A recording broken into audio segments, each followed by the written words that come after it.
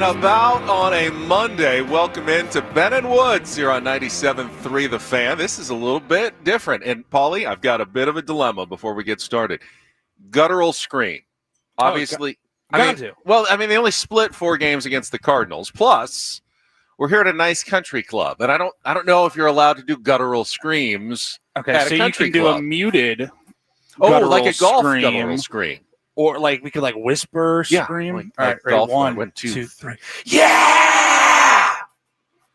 I don't think we've pissed anybody off with that. I think we're pretty good, actually. Okay. Good morning, everybody. Yeah, it is Ben and Paul this morning as Woods hits vacation number 4 or 5, whatever, on his endless summer of fun.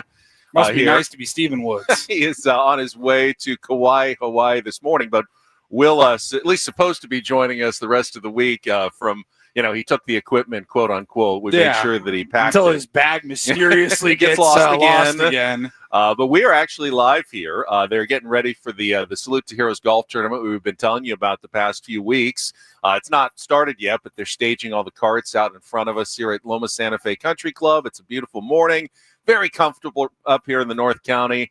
And we're looking forward to the next 4 hours talking Padres baseball and doing what we do on a Monday, but just kind of out here, outside, and enjoying the nice San Diego summer here in July. We've got the little overcast weather to keep us cool as the sun comes up this morning. But before we do anything else, and we'll get into Padres in a little bit, I thought you should probably know, since we're sitting here at Loma Santa Fe, Woods often points out that I'm kind of a country club sort of guy and was always that way growing up as a kid. Woods points out that you're a country club guy, or you're a country club kind of guy? And he likes to point it out. But when you like the history of Ben being a country club guy, right here, my dad joined Loma Santa Fe Country Club probably back in 1980. And my first country club experience came right here where we're looking out. My first golf lesson was right out there on the range in front of us. The old pro here, who was absolutely beloved, Lester Hayashi, gave me my first golf lessons when I was here. I learned to swim at the pool that's right over there where you walked in. There's a swimming pool. I saw that. There were people doing laps at 5:05 very early, a.m. getting up and going. My very first swimming lessons took place right here at Loma Santa Fe.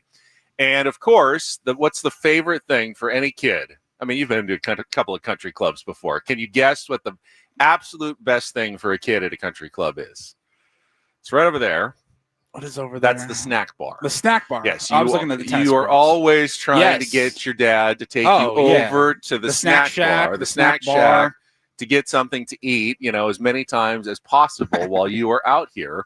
If he's playing or I'm playing, I'm taking a lesson or something. Really, the whole point of it was to eventually make your way to the snack bar, whether it was before, after, or during. So this is definitely a formative part of my youth, probably from age 5 or 6 to 11. I used to come out here a lot, play this course, and there's a little executive par 3 course just across the street where I probably played my first 100 rounds of golf when I was growing up as a kid and first learning the game. So this is kind of a cool spot. I haven't been here much in the last 30 years or so, but there's definitely some nostalgia in the air for me to be here for this golf tournament this morning. And they haven't started yet, none of the players, but there'll be some of the celebrities that should be around later this morning, and probably check in with a couple of those guys as they get ready to tee it off. Course looks like it's in beautiful shape. I heard they had their big member guest over the weekend, so the greens look pristine. Yeah, it looks should incredible. Be a really, really nice day out here. But I'm jealous of everybody getting ready to play. I know. Well, today. I played golf all weekend, so I'm actually so I'm kind of golfed out. Had a pretty successful weekend actually at the Goat. Played in their annual Herdsman 2-day tournament with my buddy Scott, and we came through yesterday. We won all of our matches. We won our flight. Made it to the final horse race championship, which is the big final 4 holes with the final teams that are alive. It's alternate shot. Everybody's watching. And I must say, Paulie, pressure's on. I'm used to, performing in front of other people, being on television and radio, but not in an athletic endeavor. Right. And playing golf in front of 75, 80 people who are watching every shot. It's terrifying. I was really nervous. We managed to birdie the first hole, which was pretty cool. So we got to the second hole. We parred that one. Scott hit an amazing shot. If you've ever been to Goat Hill Park, number 2 is one of the toughest par 3s you're ever going to see. He was the only one that was right there on the green, about 20 feet away. So we got through, got to the 3rd hole, hit a pretty good drive in 2nd shot, but I kind of left with my putt about 4 feet short, and we missed it. So we were eliminated with a bogey, but finished top 6 or so in the tournament, won our flight, won some money, had a really, really good time this weekend. So that was really enjoyable. Now I'm back here at a golf course this morning, but sounds like it pales in comparison to the day that I only heard a little snippet about via text yesterday with you guys in the Tier 1 baseball team. Tell me what happened in your game yesterday. The Tier 1s pulled out the victory, the Grit Squad, as we've coined the phrase, of course. Man, what an insane game yesterday in adult baseball. We jumped out to a 2-0 lead in the bottom of the 1st, and then in the top of the 2nd, coughed up 3. So you're down. Trailing 1. And then the other team, like an inning later, they scored 6 runs. Okay, so we're down 9-2. Yeah, it's pretty much over. And then we had a massive, I want to say it was like the 6th inning, scored 7 runs, tied it up 9-9. And then in the bottom of the 8th, I believe it was, top of the 8th, bottom of the 8th, we were able to scratch across 1 run, get the 10-9 victory because we ran into the old 3-hour time limit. Oh, sorry, you didn't have guys. To play tonight. We would have loved to play this 9th inning, but we're not going to be able to. And we want to follow the rules here. So you had to score and stall at the same time. Our starting pitcher, Big E, he had the worst outing of his season with us, and then also finished the game and probably had a pretty decent stat line afterwards. But like when he had given up 9 runs, we're like, there's no way he finishes this game. But he pitched a complete game? Complete game. Wow. Yeah, he locked in. That's like Cole-like-esque. That's like the start against the Marlins when he gave up 6 in the 1st, but stuck around long enough to get the win at the end. You got to eat some innings here. Well, congratulations to you. And Woodsy was there yesterday. Woodsy was there. Yes. Got to see him yesterday. And he's excited to. I think they leave at like 9 a.m. I think their flight is today. All right, so they'll be probably at the airport now. If I know Woods, yeah, they like they've to been get there for 2 hours, really, really early when they're checking in for a flight. So we wish him and the family a really great trip. And if everything goes well, he should be joining us tomorrow morning. Now, if you and I are here, that means someone else must be back in the studio. So let's say good morning to Adam Klug, who is running the board back in our Odyssey headquarters. Hi, Adam. Hey, guys.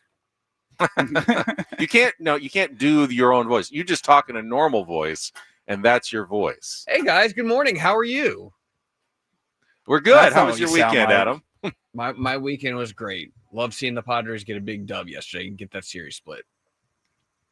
It was important. We'll have a fairly normal show today, even though we're out here at the golf tournament. I am supposed to advise everyone because I don't know if they're worried about an army of Tier 1s just randomly showing up. The event is just for the participants of the golf tournament. We're not really inviting everybody to, interrupt their day and come out to Loma Santa Fe. We're just out here for the participants of the golf tournament. They're raising money for veterans charities, Salute to Heroes. So that's why we're out here today. Makes for a little bit of an odd Monday morning for us, but I don't mind it. I kind of like to get out of the studio every once in a while just to break up the routine. We're at a country club, and if you show up and you're not invited and you're not supposed to be here, Country Club Ben will have you escorted in handcuffs and taken away. Collar, tucked in shirt, either tailored or pants or tailored shorts that go at least down to like 3 inches above the knee. We're talking, country club attire. You cannot come out here in like a T-shirt or in joggers or workout shorts and be appropriate. So Hawaiian T-shirts. We're just making sure you don't embarrass yourself by coming out here and getting kicked out by Judge Smales and the committee while they're out here because you're not following country club etiquette and rules. Yeah, that's a no-no, but no, it's going to be a great morning, and I'm excited for what we got planned today. All right, so Woods is on his way to Hawaii this morning. Yeah. Have you ever been to Hawaii? I have not been to Hawaii. You have not been to Hawaii. Is that somewhere that you would like to go at some point? I would like to go. I know I get killed for this, and I understand it's not a great comparison, but growing up in the Pacific Northwest, moving down to San Diego and calling San Diego home now for like the last 16 years, Hawaii was never super high on my list because I wanted to get out of the crappy rain and cold and be on the beach and have palm trees and nice warm weather. And now I have that. So Hawaii, does that make any sense at all? Like Hawaii just wasn't like the highest on my list. Fair enough. I know it's not the same, and I know the water is completely different and the beaches are completely different, and it's totally different. I understand that, but because of where we live and where I've now called home, like moving to a much better San Diego climate wasn't like super high on my list. I certainly love San Diego. I mean, if I had to pick somewhere to live, and I have really for my entire life, this would be where I'd want to live. But if I had to go to the beach every single day, I think Hawaii would be the easy choice. Yeah. And for me, you know, we went to the beach a lot. I did junior lifeguards growing up here in San Diego every summer. I mean, we do tons of beach days, and living in Encinitas, you know, close to the coast is just something you did growing up. But there's just something different about the sand, and the water is obviously warmer. But for me, the biggest thing, I hated seaweed. Ugh. Like when I went into the ocean and there was like any kelp at all, I was like so freaked out. It's disgusting. When I went into the water. Yeah. And there's the different kinds. There's that, I don't know the difference between the seaweeds, but there's kind of the grassy kind that floats around and like tickles you, and you think maybe it's like a fish or something coming up, because it's just kind of, you barely feel it. And then there's that orange one with like the pods and the like the kelp that grows. And then you like step in that one and you feel like you're getting like stuck, and it's like trying to pull at you.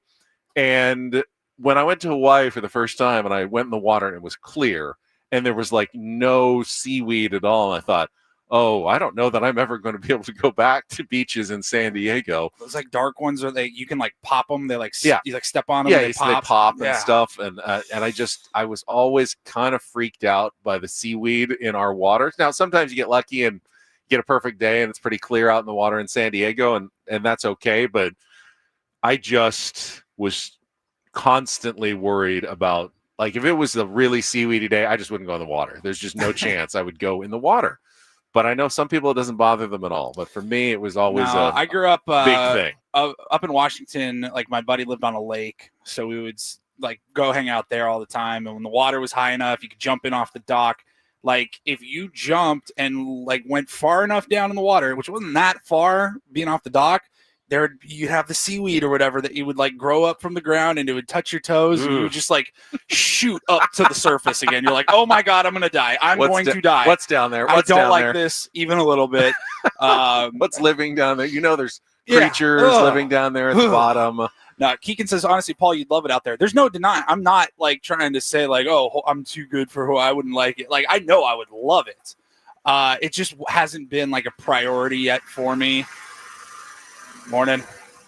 There goes the tractor. It just hasn't been a top priority. I know we'll get out there eventually and we're going to love it, but it just hasn't happened yet. Well, I'm glad we've started doing some travel and go to Philadelphia. You went to the East Coast for the first time. Yeah, so. I don't travel a lot. Yeah, I really haven't traveled a lot. It's like, I don't really have many regrets, but I do wish I would have, like when I was in school, had some friends do the study abroad and go for a semester or a couple of months at least and experience life in another country. Like, I regret not doing that, and I wish I would have experienced that. And then all the travel that you get to do once you're out there, wherever you go, just didn't get to do it. So trying to make up for lost time now. All right, we will have, as I said, a lot of Padres talk. We're getting ready for the trade deadline, obviously, this week. Still, no moves by A.J. Preller. Fans are starting. I can see and hear and feel the concern of the Padres fan base as this trade deadline approaches. I don't know that I've ever felt the Padres fan base more, I don't know what exactly the right word. I want to say maybe agitated or stressed maybe about the upcoming trade deadline, not knowing what the Padres are going to do. Are you shocked that there hasn't been a move made?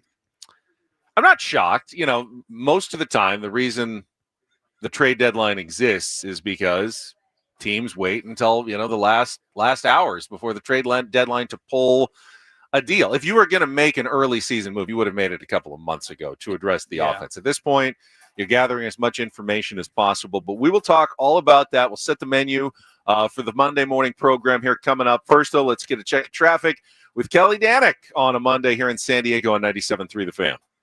From the 855 Get Ross Traffic Center, protecting San Diego after accidents or injury, here's Kelly Danek.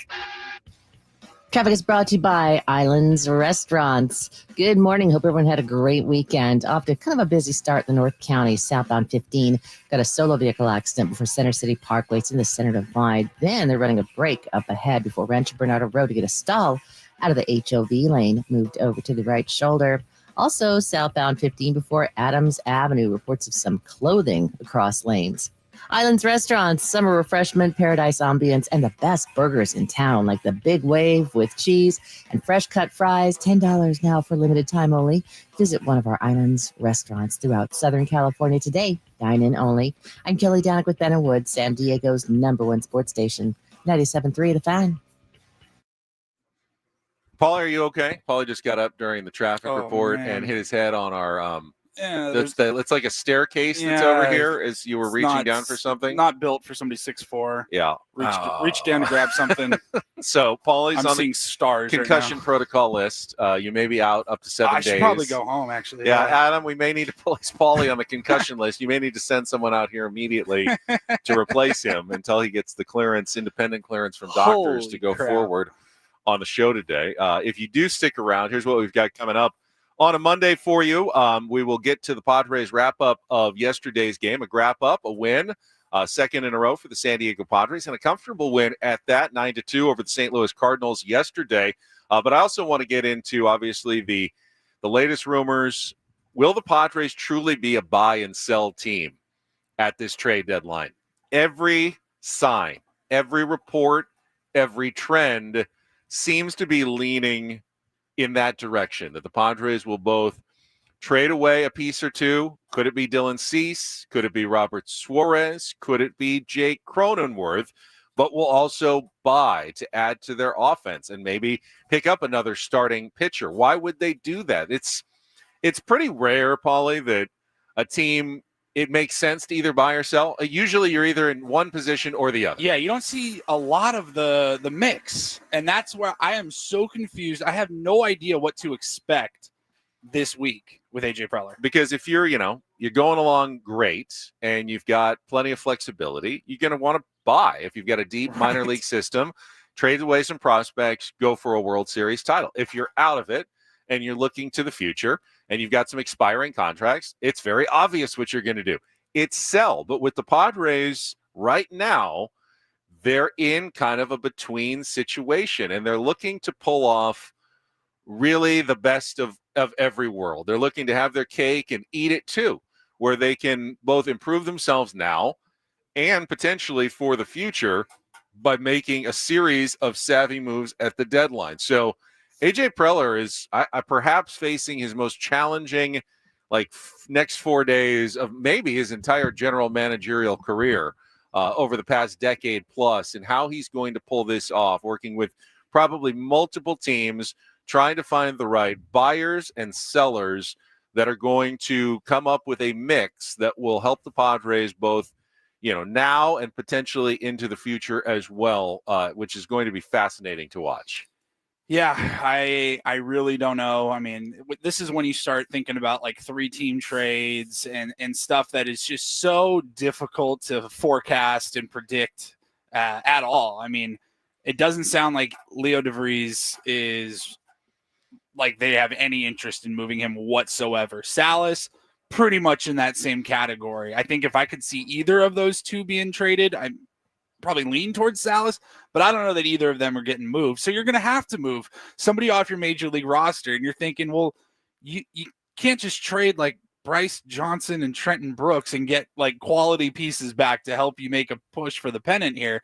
So somebody's going to have to go. It's going to have to sting. You're going to have to give up some good pieces to get some good pieces. I just don't know what they think, what AJ Preller and his staff thinks they can part ways with and still be contenders and still like not change the trajectory of the team, because they gotta change the trajectory of the offense. Well, that's one thing I do know. I think AJ is playing a dangerous game that is potentially high reward, but also very high risk with what he may be doing here this week. If it works out well, and we'll talk about this coming up, AJ will look like a genius and will be up for Executive of the Year in Major League Baseball. And if it works out poorly, he could lose like the faith of the fan base. He may even be out of a job in the next year or so with his contract reportedly set to expire after next season. Mm-hmm. He may be actually GMing for his future in San Diego this week with how these moves work. It doesn't feel like that should be the case. And I'm not saying that's fair or not fair. I could not agree with you more. I think it's honestly a little bit surprising that AJ hasn't already been extended, because otherwise, after this season wraps up, he's technically going into next year as a lame duck GM. And that's not something that typically guys with a good tenure do. Like, usually they will get extended. So maybe that happens during this offseason. I have no idea. Maybe it depends on how the Padres do this season. Also have no idea. If they make the playoffs, does he get an extension? That would be a weird look, probably. Well, coming up, we will talk about the tightrope that AJ Preller is trying to at least reportedly walk this week for the San Diego Padres, how it could work perfectly and how it could blow up in his face if things don't go well. We'll get to that coming up. Dylan Cease making his last start as a Padre tonight? It's possible. I don't know. Absolutely possible. We'll also have our Padres wrap up, get into the highlights from Jesse and Tony of yesterday's win, and then we'll go back and talk about the other games on Friday and Saturday with, Manny and Wilson Contreras getting hit, the John Jay, Manny Machado beef that we didn't know existed, a feud between two Miami Major League Baseball players, and Manny's brother-in-law chiming in on Twitter with a rat emoji. There was a lot of drama. Manny Machado deactivating his Instagram account on Saturday night. I know there are people out there that just laugh anything about social media or whatever. I think that stuff is fascinating. I think that stuff can be telling. I remember when like the Trevor Bauer news, when that all came out, was starting to come out, and his teammates started unfollowing him. Like, maybe it's a little bit amateurish, but I think that is telling when like teammates unfollow each other. Like, that's their way of now publicly saying like, yeah, there's something going on right now. But we don't know what it is. I have no idea why Manny. I got some theories, but I think we got to talk about it. So we'll talk about that. We'll have a regular Monday guest, Craig Elsten, Padres Hot Tub, SDFC at 7:35 will join us. Dennis Lynn, our Linsider from The Athletic, will join us at 8:35. Plus, all of our regular features don't do this. We'll play a little real or fake with Woods not here and us out on remote for a chance to qualify for a trip to Las Vegas. Our rider report and a special giveaway coming up later in the show. We got tickets to Heart, one of my all-time favorite bands, vocalists, the Wilsons, coming up later. They're going to be at Pechanga Arena on August 13th, and we'll have those to give away as well as we get started on a beautiful San Diego morning, a little overcast, but I love being out here at Loma Santa Fe Country Club. Thanks for joining us. Padres Wrap Up coming up next year. Benny and Paulie on San Diego's #1 sports station, 97.3 The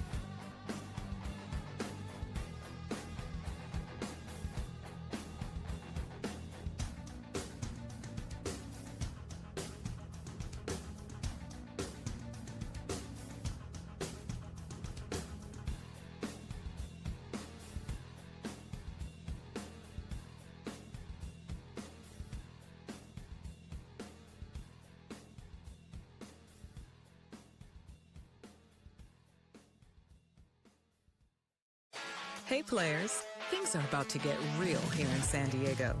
Introducing the all-new Hamul Casino Resort. With a 200-room hotel tower, exciting new eats and drinks, plenty of new places to play, and a luxe spa and salon. Hello, rooftop pool and deck. It's where players can play their hearts out and enjoy all the perks that come with it. It gets real this summer at the all-new Hamul Casino Resort, the players' place.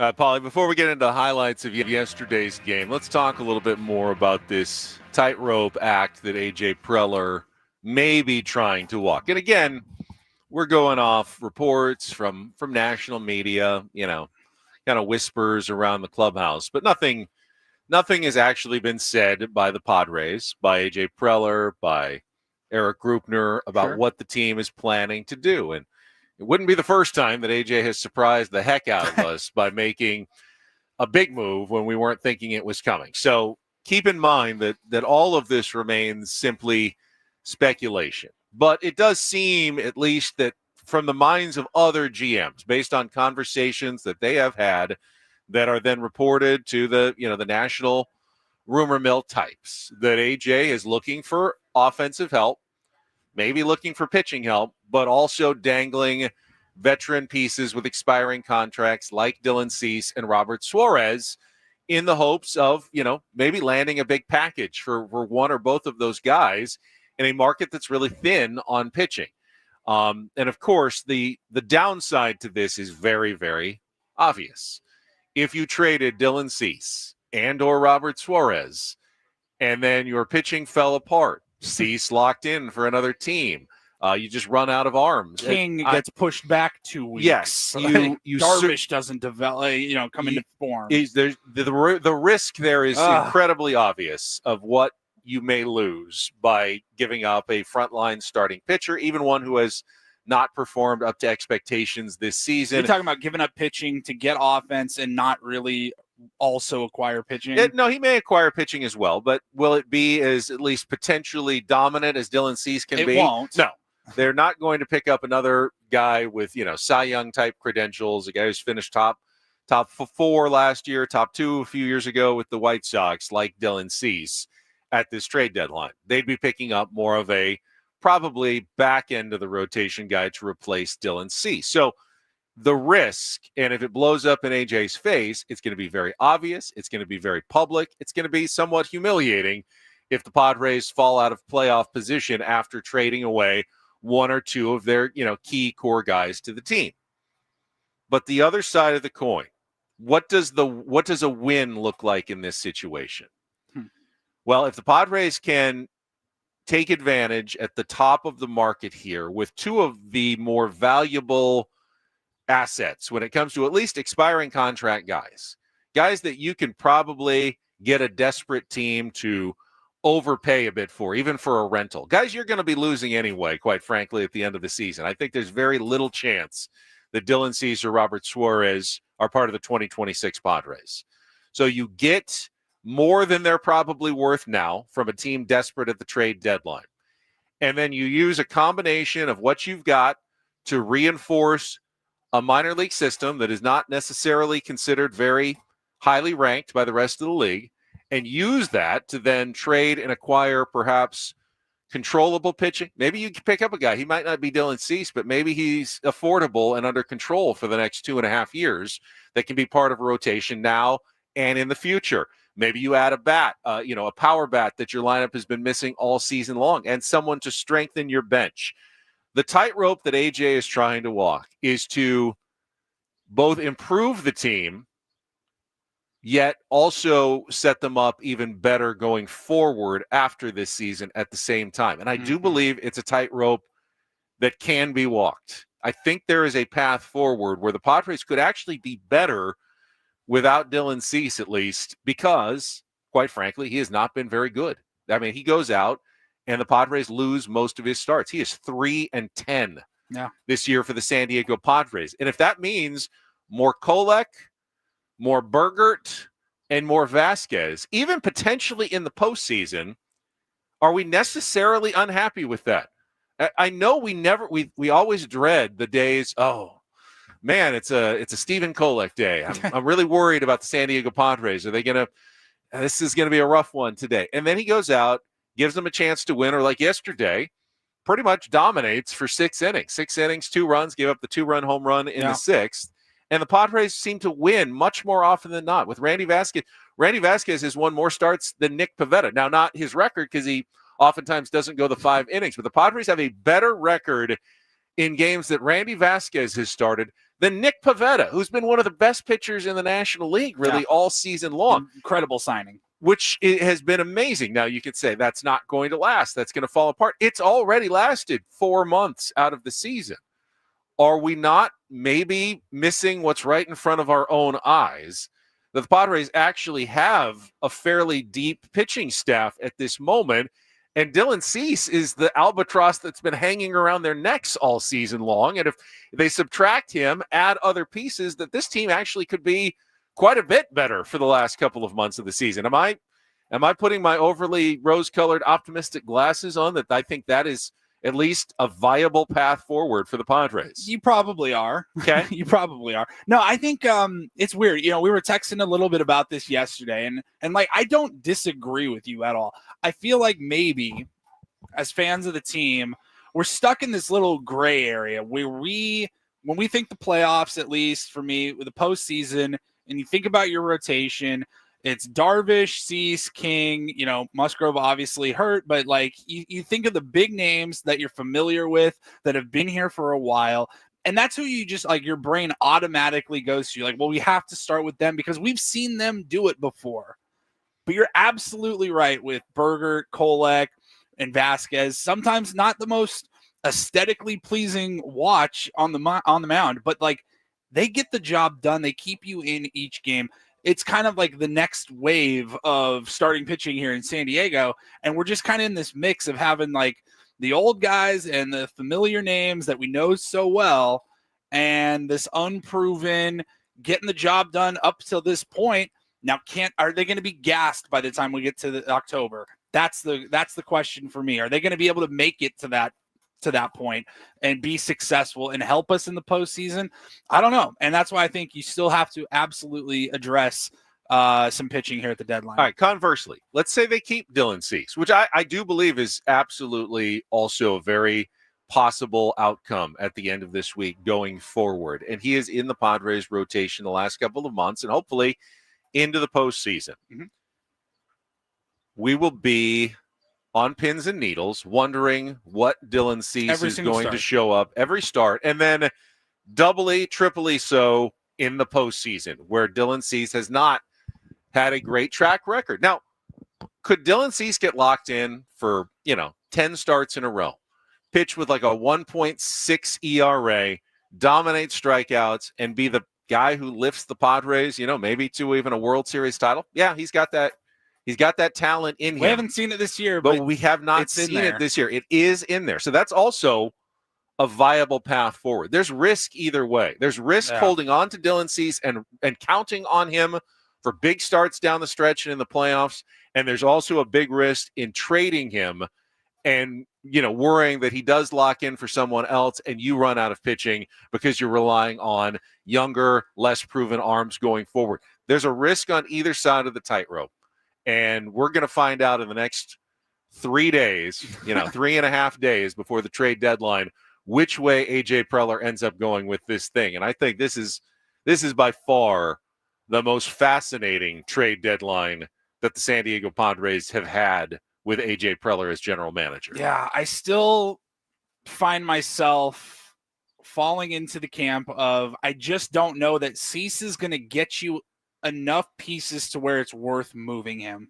Like the potential of Cease turning it on and locking in the second half, I still think is more likely than getting better production from whatever package you can get from, because I really don't know what his market looks like right now with his 3-10 record. Yeah, he's got his track record up until this point in his career that teams can go off of, but he has not pitched very well this year. And I just don't know that a contender is going to be like, here's some great pieces for you. And I do think that's part of the equation. I don't think AJ can go in going, I have to trade him or I have to keep him. I think, honestly, he is listening. And he has to be willing to trade him if someone knocks his socks off with a great deal that he thinks he can then capitalize on and turn into other players that are going to help him. But you were AJ he also cannot trade him. If he's getting pennies on the dollar and people are going, I'm not going to offer you anything, then keeping Dylan Cease also has to be a very viable possibility going forward. If you were AJ Preller, how hard or easy would it be to sell Dylan Cease? I think it'd be incredibly hard. Like, I think it's much easier for him to sell Robert Suarez or even Luis Arraez to a team that needs one of those players. I think they're easier to sell than Dylan Cease. It's very possible that, it's always easier to just stand pat, go with the guys that got you here, and see how it goes. And if it doesn't, you probably get less criticism in the end. Honestly, it'll be on the players. If Dylan Cease doesn't pitch well, we're probably not going to sit here in October and go, man, AJ should have traded Dylan Cease. We'll just say, Dylan Cease should have pitched better. It's the safe thing for AJ to do is not a lot. It's acquire a bat or two with a lower minor leaguer. No. Just, hey, I tried, hey, those guys didn't come through. That I don't think AJ thinks that way, though. He takes big swings. He tries to hit home runs, and he goes for it. And we'll find out which direction he's going to go. It's like prolific in the chat. He's like, give it up, Paul. He's watching. Like, I'm not sitting here trying to defend Dylan Cease a ton. I really don't care. I don't know what they're going to do.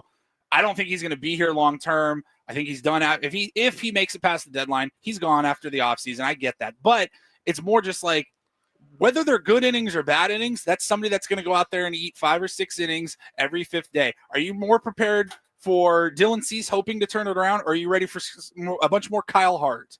We talked about Charlie Morton, going and get him last week. We were talking that he might be a guy that could get moved. Would you rather see him out there? Because somebody's got to get the ball every 5th day. We will talk more about this, and as well as the financial aspect of it that I've seen a lot of fans talking about this week. Are the Padres under financial constraints going into this trade deadline? We will talk about that coming up. Ben, Paulie, we're live at Loma Santa Fe for the Salute to Heroes golf tournament this morning. Looking forward to that later this morning. But up next, after our check of traffic, Padres wrap up as they take a 9-2 win over the Cardinals and split their 4-game series and come back with a 5-5 road trip. That's next year on 97.3 The Fan. From the 855 Get Ross Traffic Center, protecting San Diego after accidents or injury, here's Kelly Danick. Got an accident clearing southbound 15 at Center City Parkway. Up ahead at Rancho Bernardo Road. Stalled vehicle has been moved out of the HOV lane, so speeds are looking much better there. Fortunately, no other trouble spots on our roads at this time. I'm Kelly Danick with Ben and Woods, San Diego's #1 sports station, 97.3 The Fan. I love winning, man. I love winning. You hear what I'm saying? It's like better than losing. Miss any of the Padres win yesterday? Ben and Woods didn't. Yeah, absolutely. We've got you covered with all of the highlights. Oh, yes. It's the Padres Wrap-Up, brought to you by Hamul Casino Resort. Things are about to get real with the all-new Hamul Casino Resort, with gorgeous rooms and exciting new eats and drinks. It gets real this summer at Hamul Casino Resort, the player's place. I want to go fast, but I want to go slow, and I want to go deep. Pitch. Manny smacks it into right center. That's down to the base hit. Fernando will come in to score. Arraez going to go first to third. Machado chugging for 2. Here comes the throw from Walker. It is off target. Hits Manny. Trickles behind second. Arraez now will come in and score. Great base running and awareness by Luis Arraez. And great hustle by Machado, who goes into second. And the Padres have a 2-0 lead with nobody out here in the first. Machado takes off, a bouncing ball up the middle, backhanded by Donovan. Long throw to first base is just in time to get Merrill as Tatis comes in to score. And an RBI ground out for Jackson Merrill makes it 3-0 here in the third. Kind of impact. Here's a bunt back towards the mound. Squeeze play fielded by McGreevy. Toss home. And the ball came out of Page's glove as a sheet slides in safely. And for the second straight day, the Padres execute a squeeze bunt. They now lead it 4-0. 1-2, reach for, grounded the other way. Arenado dives, can't get it. Rounding third, Cronenworth on his way. Burleson comes up throwing, and not in time at the plate. Jake slides in feet first. RBI single, Luis Arraez, his second hit of the day, and the Padre lead is 5-0. First 3 games. Pitch here is hit on one bounce off the glove of Arenado. Trickles into foul ground. 2 more runs going to score as both Diaz and Arraez check in. Machado ends up at second base with his 3rd hit of the day, and the Padres lead it 7-0. Here's Burleson, goes after the first pitch in the air to deep center. Merrill's back at the wall, gonna go into the grass batter's eye above the center field fence. Burleson with his 13th home run of the year, a 2-run shot in the bottom of the 6th inning. And the Cardinals are on the board at 7-2. Bogart's in the air to deep left. Burleson at the wall. This one gonna go. Xander Bogaerts with his 7th of the year. And a leadoff homer here in the 7th inning to extend the lead. It's 8-2. 1-1, breaking ball, chopped to first base. Contreras hops up as it goes off his glove. It trickles into right. Fernando comes in to score, and it's now 9-2. Today was a big-time character win. Long road trip, 2 hot cities. Last day of the trip, conditions are what they are, but our guys absolutely showed the mental toughness that's required to be a championship caliber club. It was a very impressive mental toughness, demonstrate your will to go perform and compete, and then execute. Mike Shell, pretty happy with the resiliency of his club this weekend in St. Louis as they were playing. And temperatures, Paulie, I read that the feels-like temperature on the field at Busch Stadium yesterday was 111 degrees. Oh, my God. On that AstroTurf. On the 10th game of a long road trip, their longest road trip of the season, through hot Washington, hot Miami, hot St. Louis, Padres did not wilt in the weather. Now, did they have a great road trip at 5-5? No, they did not. They had an average road trip, but they did not wilt at the end. They finished strong, got the 2 wins that they frankly needed to get to split that series against the St. Louis Cardinals. And possibly push that team from being buyers at the trade deadline back to being sellers at the trade deadline. Had the Padres lost both or at least even one of those games, they may have had a whole nother team to contend with in the last couple of months of the season for a playoff spot, and it may have been just enough. The Cardinals did trade one reliever to the Braves, Eric Fetty, this weekend. I wouldn't call that a sell piece yet, but definitely the speculation is they're listening more on Nolan Arenado. They're definitely listening on Ryan Helsley now, and they probably are sellers rather than buyers. So a pretty important win yesterday and last 2 wins for the San Diego Padres this weekend. Yeah, I'm not too concerned about the St. Louis Cardinals and what the series did for them. What I know it did for us is, it's the tired trope of, hey, go 500 on the road. I get it. You can't complain. It didn't feel like a good road trip, though. Normally, you would say if you go on the road and you split it, especially with the elements, 3-city road trip and all that, that's all you're trying to do. I'm not, we don't complain about wins, and I guess going 500 on the road anytime is technically better. It's a win, I guess. It didn't feel like they played very well. They didn't play up to their standards, I don't think, for the most part throughout this road trip. I still think, even the games that they were winning, I'm like, this team needs some reinforcement. This team really needs some help here. And I'm a little bit surprised that we're getting all the way up to the deadline without any moves being made right now by the Padres. Well, let's give the team credit where credit is due, at least offensively yesterday. 9 runs, 16 hits. Yep. They got production. Got a laugher up and down the order. 2 Sundays in a row now. And Manny Machado was fantastic. Not just yesterday, but all series and really most of the road trip. He's now on a 5-game multi-hit streak after going 4 for 5 yesterday with 3 runs batted in. He was 11 for 17 in the series in St. Louis. And by the way, Manny was wearing it. We'll talk about the game on Saturday. 2 hit by pitches. He also got hit by an outfield throw yesterday, trying to, hustle for a double and steal an extra base. You had a fired up Manny Machado this weekend, and when you saw it, you could see that players were kind of getting behind Manny, and they wanted to win. They saw their captain really going all out for that victory yesterday. Baseball is so tough for one guy to really put a team on their back, whether it's for a game, for a series, for a week, etc. It's hard to do in baseball. There's just not as many opportunities. It's not like, LeBron can't just take the ball up and down the court every time and just take over a game. You don't see that in baseball. It feels like Manny Machado, the last handful of games, that has been him. He has taken this team on his back. He has been just absolutely locked into the dish. And it is so fun to watch when he's fired up and the intensity comes up. It's just been so much fun to watch. Luis Ariz also had 3 hits, so the top 3 in the order. 9 hits in the game yesterday. 5 runs scored, including 3 from Fernando Tatis Jr. 4 RBI. I mean, that's how you get to 9 runs pretty easily. And Ariz quietly, I didn't even notice this, Paul. I believe has a 10-game hitting streak now, and he's up to 291. He's flirting again with his usual 300 plus, and a hot Luis Ariz at the end of the season also could make a big difference for the San Diego Padres. But I think we also have to point out again, Stephen Kolek did a magnificent job in that hot weather for 6 innings. The first 5 of them all shut out, and then had the big lead. Yeah, gave a walk and a home run to Alec Burleson, but got through the 6th inning with just 4 hits allowed, 2 runs, 3 walks, 2 strikeouts, lowered his ERA to 4.18 and picked up his 4th win of the season. I think the Padres were smart. They kind of shut him down around the All-Star break. They sent him down to AAA. He made one very short start, but for the most part, he's just been resting for the last, about 2.5, 3 weeks. He's really just kind of waited for his call back up so he can hopefully be fresh and give the Padres some big starts coming down the stretch.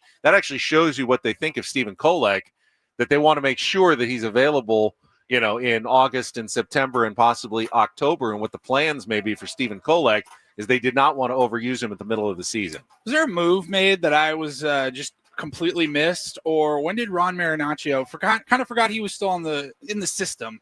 No idea. And he threw 1.2 innings. He did. Inning and 2/3, and it looked pretty good. Second time this road trip. Alec Jacob came in earlier in the road trip. I go, when did he get on the team? And then Marinaccio comes in. I missed the last half or the last part of the game. Where did he come from? And when I saw the box score, I go, 3 strikeouts. I mean, he was okay. fantastic. I remember when they signed him in the offseason, like, hey, this could be a depth piece in the bullpen.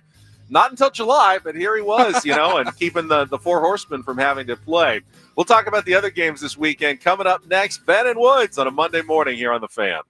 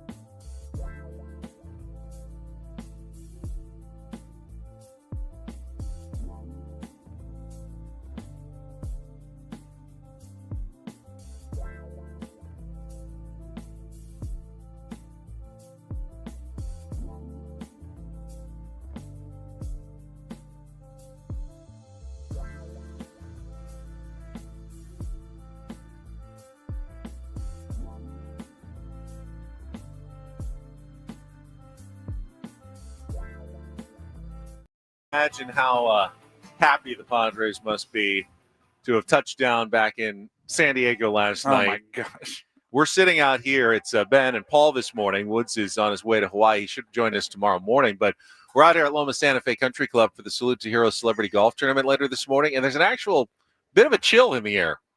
Yes. I mean, it's not cold, but it's going to heat up. But they have not felt a chill in the air in the last week and a half on their road trip. It must feel so nice waking up, maybe have the window open at their condo or their house, wherever they are, Coronado, and they're feeling like a nice, cool ocean breeze. And oh, my goodness, we're back in San Diego. This must be so nice after that just brutally, scorchingly hot, humid road trip that they just finished. It looked disgusting. Every time I saw them, like you see a guy hit a double, like Manny hitting a double, and I'm like, they must be just cashed. Like Saturday and Sunday at the end of this road trip.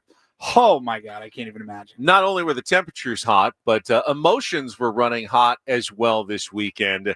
Specifically with Wilson Contreras and Manny Machado. Of course, Contreras gets hit. And the benches cleared on Friday when Nick Pivetta came inside and they reacted. I don't know. I think they both overreacted a little bit. Contreras was looking at Pivetta. Pivetta is pretty intense and feisty out there on the mound. And you saw him mouthing, "Don't look at me. Don't look at me. Don't look at me." And eventually it just went on so long that the benches had to kind of come out and clear. And of course, that sets the stage, with Contreras continuing to pitch inside. That guy crowds the plate and dives in. So he's among the league leaders in hit by pitches. Of course. So is Jake Cronenworth. He does the same thing from the other side of the plate. And I don't even dislike it. He doesn't react like I don't think I've ever seen Jake react like it in any anger or anything to getting hit, because he knows, I'm in there tight. My shoulder kind of comes in a little bit, and I get hit, and we move on with life. Wilson Contreras is like, this is a personal affront to me that you have hit me, which is kind of weird considering the style of hitter that he is. But every guy's got their own personality, so you have that incident on Friday, and then it boils over on Saturday. I want to talk about Friday really quick because I loved every bit of what I saw from Nicky P. We have not seen that too often, that demeanor from a pitcher in a Padres uniform. Now, I wouldn't like it if Nick Pivetta, and we know he's an intense, fiery guy by nature, especially when he's on the mound. You talk to him before a game or something, nicest guy in the world. Yeah. He gets out on the mound and he turns into a lunatic, and I love that. I wouldn't like it as much if he was like the Madison Bumgarner type. That he's the one for me that he's always the top example of like, dude, you're not bigger than the game. Like don't look at me. You know what I mean? Like, I don't like it when it's constantly like, you're just like, dude, you look like a jerk. You look like an idiot out there right now. But every once in a while, and we just don't see it too often here in a Padres uniform where a pitcher's like, no. Like, you don't look at me. I thought that was refreshing. And I loved having that guy on our team on Friday night. Kind of Nick Martinez was a little bit the same like way. That. Like, I think Joe's got a little bit of that Joe's in got him. That too. It's just that feistiness when they're on the mound and a little extra energy where they stomp around a little bit. Nick does it after every pretty much out where he kind of stomps around the mound. And occasionally guys on the other team take it the wrong way. They feel like it's directed at them. They take I wasn't it even mad at Contreras because anytime you get hit by a pitch, you're already going to be a little bit fired up. It doesn't feel good. Even when you like get hit a lot like he does and you're crowding the plate, it still doesn't feel good. Now that one went right off his elbow pad. I don't even know that he felt it. But if you get hit by a pitch and you think you heard the pitcher say something, I can see why that set him off. I absolutely can. So then when Contreras got hit again on Saturday, you knew that there was probably going to be some sort of response, even if it wasn't intentional. And I don't think he was hit intentionally either time. By Vasquez. But just like when the Padres reacted when Fernando Tatis Jr. kept getting hit by the Dodgers, even if all or most of them were unintentional, at some point you just go, all right, this other team's just not going to keep wearing it. They're going to do something. And they did. They threw at Manny Machado intentionally. And I think everybody knows that everybody in the building, including Manny Machado, intentionally. And Manny Machado took it like a experienced ball player and knew it was coming and took his base. And that should have kind of been the end of it going forward. But, of course, Manny got hit again. And I don't think that one was intentional, but at that point, when you've already thrown at someone intentionally and then you hit him again, of course Manny is going to be mad and he is going to react angrily. And he talked about what happened because not only, he reacted angrily, benches cleared, and it might have just been another one of those nothing benches clearing incidents. But then John Jay, one of the coaches, a former Padre, a fellow Miami baseball player like Manny Machado, came out and said something to Manny, and that set Manny off. He was not about to hear whatever John Jay wanted to tell him, and it was very revealing that apparently there was some sort of beef, falling out that happened between him and Yonder Alonso and John Jay that led to what almost turned into a pretty big brawl. And they were kept apart enough that Manny wanted a piece of John Jay. That could have gotten pretty ugly at some point. So after the game, Manny Machado, a little more revealing than he usually is, did say a little bit about the incident with John Jay getting hit by the pitches post-game on Saturday. Here's what he had to say. I think you and John Jay are pretty good friends. Yeah, right. Yeah, right. I know the real him. So you clearly weren't happy. But what was? No, I wasn't happy with the whole situation at all. So, yeah. He got ejected. So don't come out there and start gapping him up. So we were mistaken. You're not. No, absolutely not. Absolutely not. What was the biggest frustration for you with, you said you were upset with the situation? What was the frustration? Was it that you had been hit, or was it that? You want to go here? Look. You want my PGs too? So funny, dude, at the end there. AJ Caswell's like, so was it just like general frustration or like what's going on? Was it general frustration? He's like, dude, you want my batting gloves? Like, here's the bat. You want to go see how it feels? It doesn't feel good. Go get drilled. You're not at some point you're just not going to be reacting friendly and happy when you get hit by enough pitches.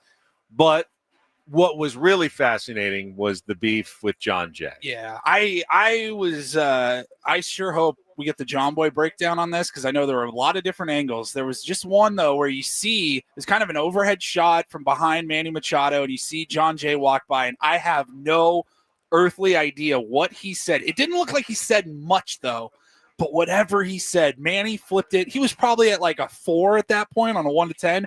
He was in the red. He wanted to go after John Jay. One thing we know about Manny Machado, he is extremely respectful of veteran baseball players and former baseball players. And you can see it in the way that he interacts with opponents. He's not the guy that he respects the game. He respects the game and he respects his opponent. And you see that when he interacts with Nolan Arenado and, gives him, a little, Nolan makes a great play and, he'll say something and he understands that fraternity. To him, that is just as important as playing hard and winning and trying to win a championship.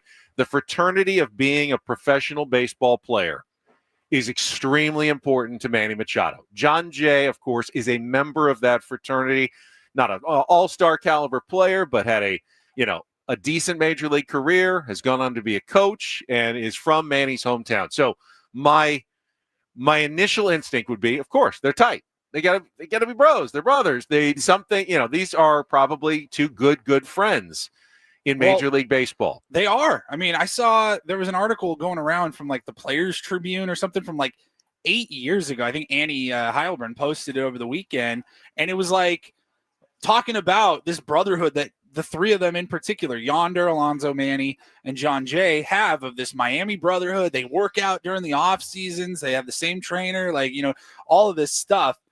And that was in 2017 when that was written. So, 8 years, clearly plenty of time for something to go on, but something definitely happened. There had to have been some sort of a falling out because not only did you see what you saw on the field, but then when you just hear what Manny said, he goes, I know the real him. And absolutely not. We are not, but absolutely not. I know the real him. And then Yonder Alonso putting out the rat emoji as soon as this all went down on Saturday night. I'm like, what the hell is going on here? So clearly there's a feud. But here's the thing that's going to probably be difficult for Padres and baseball fans. Whatever it is, I think it's personal between the three of them. And it's not something that we need to continue to dig into, continue to ask Manny Machado about, ask John Jay about. Everybody has people in their lives that probably they were close to at some point and they had a falling out. And you know what? You're no longer friends anymore. Something happened, a misunderstanding. Someone did something, wrong that they probably shouldn't have. And, the apology wasn't appropriate, whatever it was. Who's in the right, who's in the wrong, we probably will never know. And it's not really our business to know. Now, John Jay made it very public by going plays out on a field like that. Yeah, John Jay made it very public, and now he's piqued all of our curiosity. Manny has done the same by what he said and responding the way that he did. But I don't know that it's necessarily in journalistic interest that we absolutely have to know what happened between John Jay and Manny Machado. There are certain things. If it affects your team, if it's if it's a legitimate story, absolutely. You pursue it and ask questions. To me, what happened between them is simply personal. And I don't think, unless it affects, the season, the Padres in some larger way, which it hasn't, seems like it's over now. We'll see if, the Cardinals are coming back to town. If they start something and it turns into something bigger, that could change. But if it doesn't, then I think I'm of the opinion that it's not something that, Manny needs to be harassed about or John Jay needs to be harassed about until we absolutely have. They don't need to be harassed about it, but if Dennis Lin or Katie Wu of The Athletic happen to write about it and they happen to get the story, I would definitely happen to click on it and read it because I'm absolutely curious. Yeah, well, we all have that curiosity about what happens. But if Manny says, hey, not going to talk about it, it's personal, that's probably where the story should end at that point. That's my opinion. I think other people would probably say, no. I mean, he gets paid a lot of money. We deserve to know everything about his personal life. And I don't feel that way. I feel like ball players, even high-profile ones, deserve to have some things that remain private about their lives. Not everything has to be reported and covered and scrutinized by the entire fan base, by the entire national media with what's going on in their life. If it's not affecting your performance on the field, if you're not bringing shame, embarrassment onto your organization, certain things can remain private. Now, I thought it was interesting. Were you interested at all with Manny Machado also deactivating or nuking his Instagram account on Saturday night with all of this all going on? We saw it on play on the field, and then on Saturday night, Manny's Instagram account with 1 million followers, he doesn't post a ton, but when he does, it's all his branding, and he does post on his stories a lot. He'll repost people, or he posts a lot of SDFC content as well. I thought that was shocking that it just out of nowhere, his Instagram account, when all of this was going on with John Jay and the Cardinals, just got completely deactivated. Well, certainly there's a reason behind it, and again, that could have something to do with what happened with John Jay. It could have something to do with the Padres trade deadline. We don't know why, man. I doubt he's going to talk about his Instagram account. That doesn't seem like something Manny is going to spend a lot of time discussing in the Padres clubhouse. I think it warrants a question. Yeah, I think that's, that at least ask him. I never have a problem allowing a guy a chance to explain if he wants to. Hey, you want to talk about why you did that? And if they say yes, great. That's a story. You can follow up on it. If they say no, then again, that's something I think that is part of their private lives and private decision of what they want to do. If you wanted to, you deleted your Twitter account, right? Yeah. A couple I didn't years have ago. 1 million followers and I don't get paid even $300 million by the Padres. Even if you did, though, I mean, do you really think you'd have to explain to everyone all the reasons that went into it? I would at least expect people, the fans noticed that his account is gone. And I think that's somewhat significant in the age 2025. He's under no obligation to have an Instagram account, though. Yes, correct. His Instagram account is giving fans a little bit of a glimpse into Manny and his life, which is great. But it is not certainly a part of his contractual requirements with the San Diego Padres that he has to have an Instagram account. So if he chooses to have it or doesn't have it, to me, that's, again, more of a personal decision of what he wants to do going forward. If he wants to tell us why, I don't fine. disagree. I thought it was interesting to do that over the weekend during the season, especially with a bunch of extracurricular activities on Saturday night's game. I thought it was interesting. Yeah, things are interesting. Absolutely. Other people's personal lives and what goes on behind the scenes in their lives are interesting. It's why TMZ exists and probably makes a lot of money for what they do. Yeah. It's also kind of disgusting when you think about it. I mean, isn't it? Yeah. I mean, don't when you see a TMZ video, and we look at TMZ all the time, we find like don't do this stories, but the ones that really kind of get under my skin a little bit is when a celebrity like is just coming back from the airport from whatever. I hate those. And videos. someone just runs into them and then just starts asking them random questions about. They're not even like. They don't have a new movie out. It's just about whatever's going on in the world. It's an athlete and it's their off season. They just happen to be on a trip with their family and they talk and they want to ask him about, what do you think about what's happening in Israel and Ukraine? It's like, who cares what Shaq thinks about these things? But TMZ will then post a story. Oh, Shaq says, they should find a way to, get peace in Israel right now. It's like, why did you even go up to him? He was simply getting off an airplane and getting into a car and, waiting for his ride. And you're sitting there with your cell phone interviewing Shaq on the topics of the day or, what's the latest scoop and skinny and dish. And that's what it is. It's just gossip mongering. Yeah. I don't like those videos. I see them all the time. Yeah. It's like baggage claim at LAX. And it's like, oh, here's Sheryl Crow. Hey, what do you think about the Diddy trial? And she's like, what? I mean, if that's your job and that's your life is to loiter around LAX and the baggage claim just to wait to see celebrities arrive so you can harass them and get content for TMZ or whatever social media outlet that you work for, that's pretty low. I mean, that's a very low form of employment. Yeah. And again, we're journalists. I don't disagree. So we're part of the media, and there's a giant spectrum of media. And I guess they would probably say, oh, we're just media. We're just interviewing and doing our jobs, going out there. But I feel like there has to be some sort of reason you're going out to cover something. Like when we cover the Padres, they want to promote their team, their players, what's going on. They're trying to sell tickets.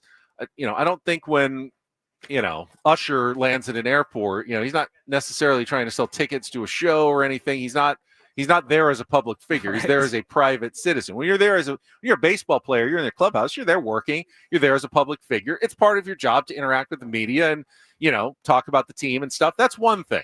But just to accost them on the streets or in an airport or something, I don't know. It's a tangent for me. Autograph on hounds, what goes on. The TMZ reporting, it's weird. It is weird. We'll talk more about the Padres and the rumors that are flying this week coming up. But up next, it's our Don't Do This segment, Paulie.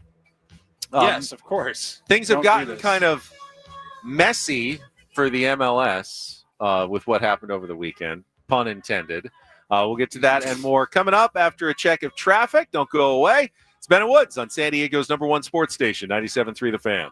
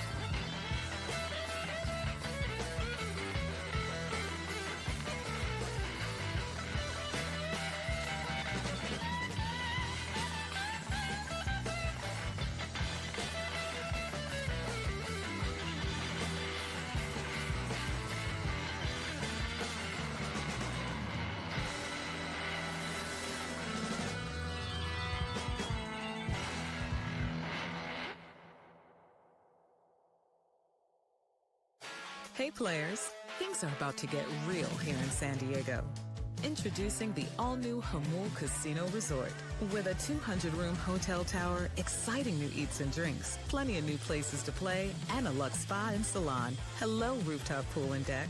It's where players can play their hearts out and enjoy all the perks that come with it. It gets real this summer at the all-new Hamul Casino Resort, the players' place.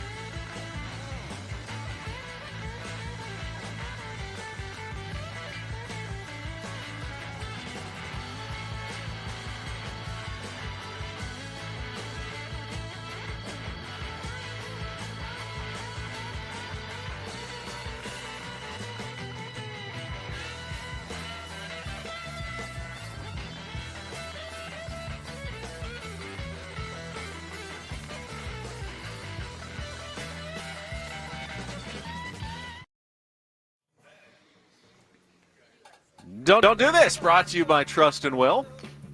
Don't. Leave your entire estate, house, kids, and life savings up to chance if and when you die. Do. Set up a Trust or Will online at trustandwill.com. Oh, this. This is a lot more affordable than you think. Visit trustandwill.com for more info.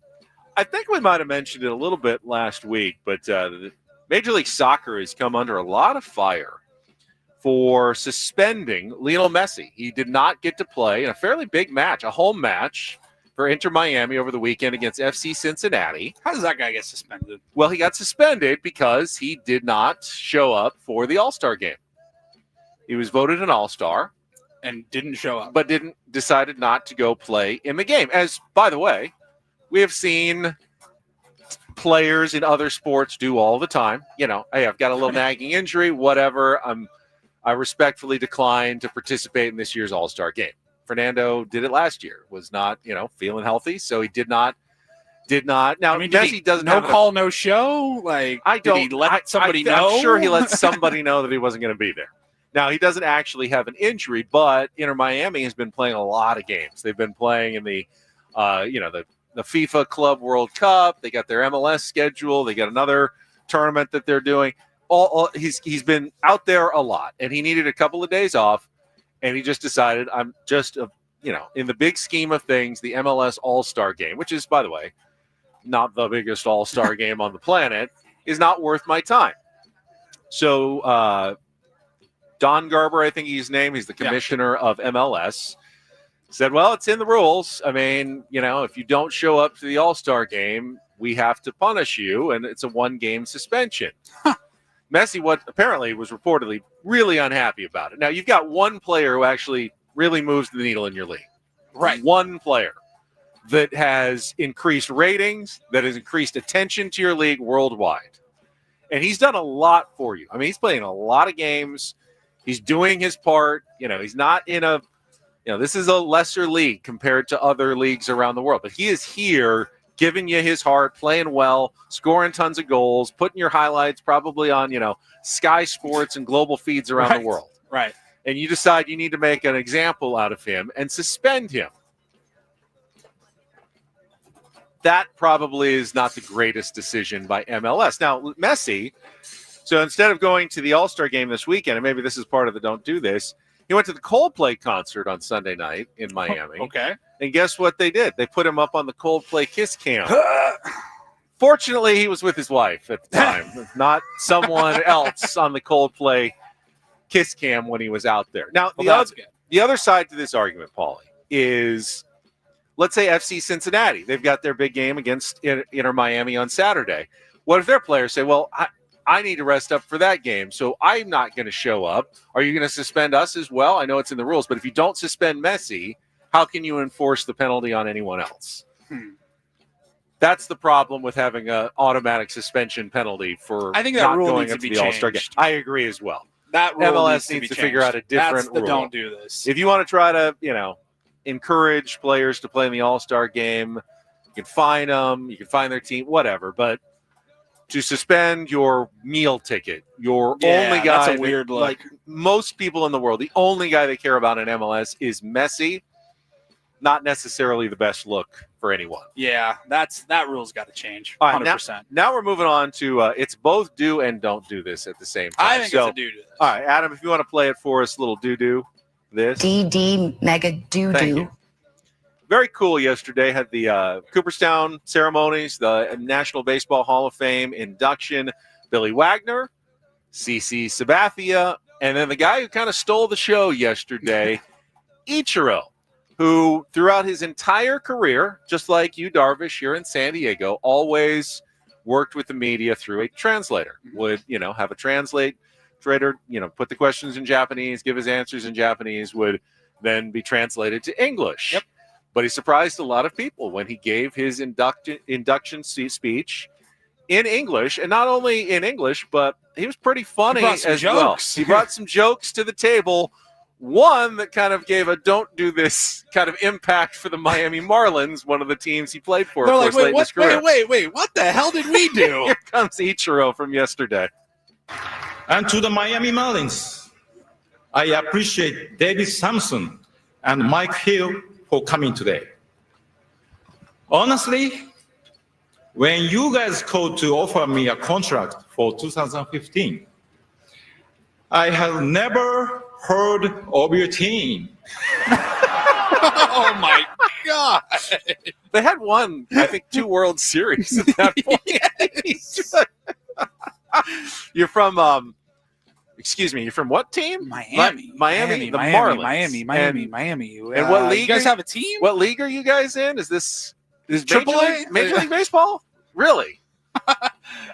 I mean, there was interleague play at that They're like, point. yeah, you sure you've been here? Like, you played here before, at some actually? point, yeah, I played a couple of road series in Miami. Who do you think he was playing against? Dude, I have heard, I've never met Ichiro. I've heard he's, like, sneaky hilarious. Like, throughout his career, he's a prankster and funny. And so to hear that, I thought it was hilarious. I think it's a do this. I do think, though, yeah, if you're David Sampson or whoever, Mike Hill, I think he said, whoever was there representing the Marlins, there you're like, oh, you didn't, is Ichiro, you're too kind. You're too kind. And then you hear that, you're like, wait, what the hell? Why? What? So, as you know, David Sampson left the Marlins. He's been in the media for a while. Pretty controversial, actually, guy with some of his opinions. And He's going to be on the Gwynn and Chris program later today. There you so go. He can probably tell you an Ichiro story or two. He had a couple other funny lines. He took a shot at remember, only one writer did not vote for him, so he was not unanimous. And he said when he got inducted, he's like, all but one. He goes, hey, there's still an invite. If you'd like to come over to my house and have dinner, we can talk about it. Yeah, and then yesterday he said, that offer has now expired. You can no longer come over to my house. He's like, I'm in, F you. Still don't know who didn't vote for Ichiro. Coward. For the Hall of Fame. But that is don't and do this for a Monday morning. That was Don't Do This with Ben and Woods on 97.3 The Fan. We're out here at Loma Santa Fe Country Club in Solana Beach for the Salute to Heroes golf tournament. Starting to see a little activity. Players should be arriving soon. It's not a public event. We're here for the tournament, but if you're curious, Loma Santa Fe Country Club, a private, exclusive facility where members enjoy great golf, tennis, fitness, swimming, and pickleball with ocean views, a great location, friendly and personal service. It's no wonder there is a wait list to get in. Paulie, you're lucky you're here today. I'm so lucky. For more information, if you're curious, you can contact 858-755-6768. All right, when we come back, our friend Craig Elsten, Padres Hot Tub Podcast, our former colleague, is going to join us. We'll talk more about the Padres trade deadline, the weekend that was, and SDFC's 1-0 win, 1-0 win over the weekend. Another big victory for SDFC. All coming up next year on 97.3 The Fan.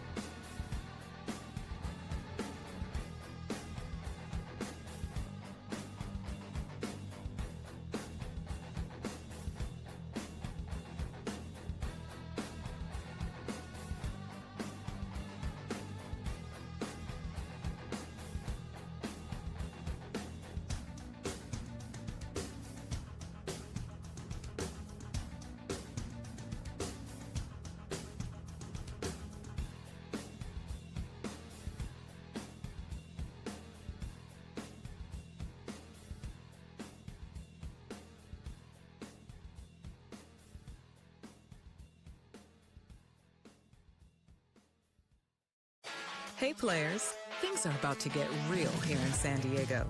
Introducing the all-new Hamul Casino Resort. With a 200-room hotel tower, exciting new eats and drinks, plenty of new places to play, and a luxe spa and salon. Hello, rooftop pool and deck. It's where players can play their hearts out and enjoy all the perks that come with it. It gets real this summer at the all-new Hamul Casino Resort, the players' place.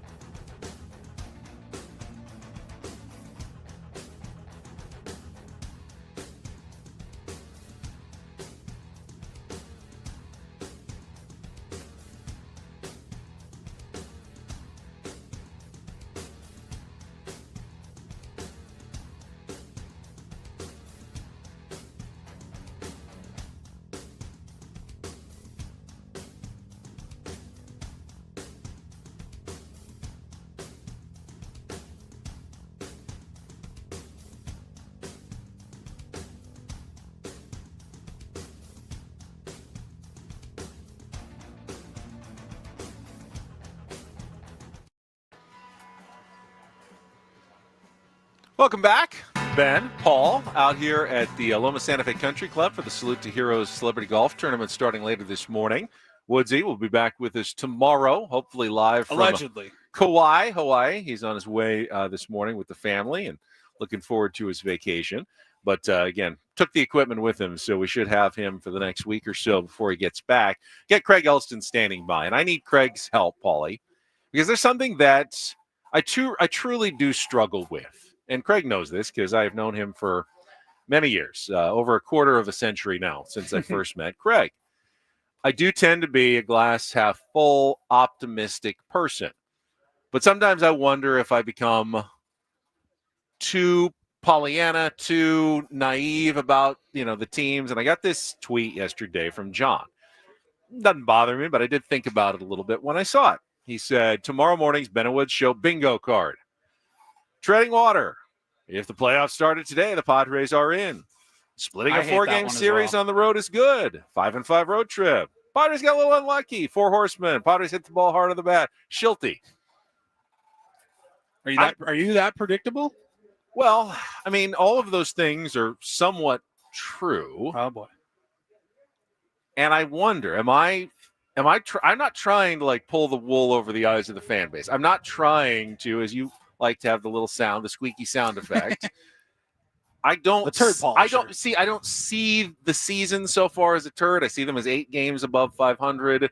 I see them as, flawed, but playing, mostly good baseball, doing what they need to do to be in the position they need to be in at this point. But sometimes I need an independent voice, and I'm going to ask Craig for that independent perspective. He's standing by. We'll talk with our friend Craig Elsten right after this check of traffic on 97.3 The Fan. From the 855 Get Ross Traffic Center, protecting San Diego after accidents or injury, here's Kelly Danick. Just a couple things to mention here. Reports of a stalled vehicle on eastbound 54 right before the 125. Got that right lane blocked. It's still clearing this accident northbound 15 before West Bernardo. Tow truck helping get that over the right shoulder. And Kelly Danick with Ben and Wood, San Diego's #1 sports station, 97.3 The Fan. All right, we are joined right now by the Padres Hot Tub Podcast host, our former colleague, and also a big, giant Cro-Maniac SDFC fan as they had another big win over Nashville this weekend. Craig Elsten is with us here on 97.3 The Fan. Hello, Craig. Good morning, guys. Thanks for the invite. I've got my golf clubs in the back of my car. So it's a beautiful day this morning. I mean, if you can get in, I would definitely try to see if you can sneak into a foursome here because the course looks like it's pristine. You probably just heard what I said, and yeah, none of those things are wrong. I mean, Padres had 49 hits over the weekend, over a 4-game series. You know, there are good signs for this team.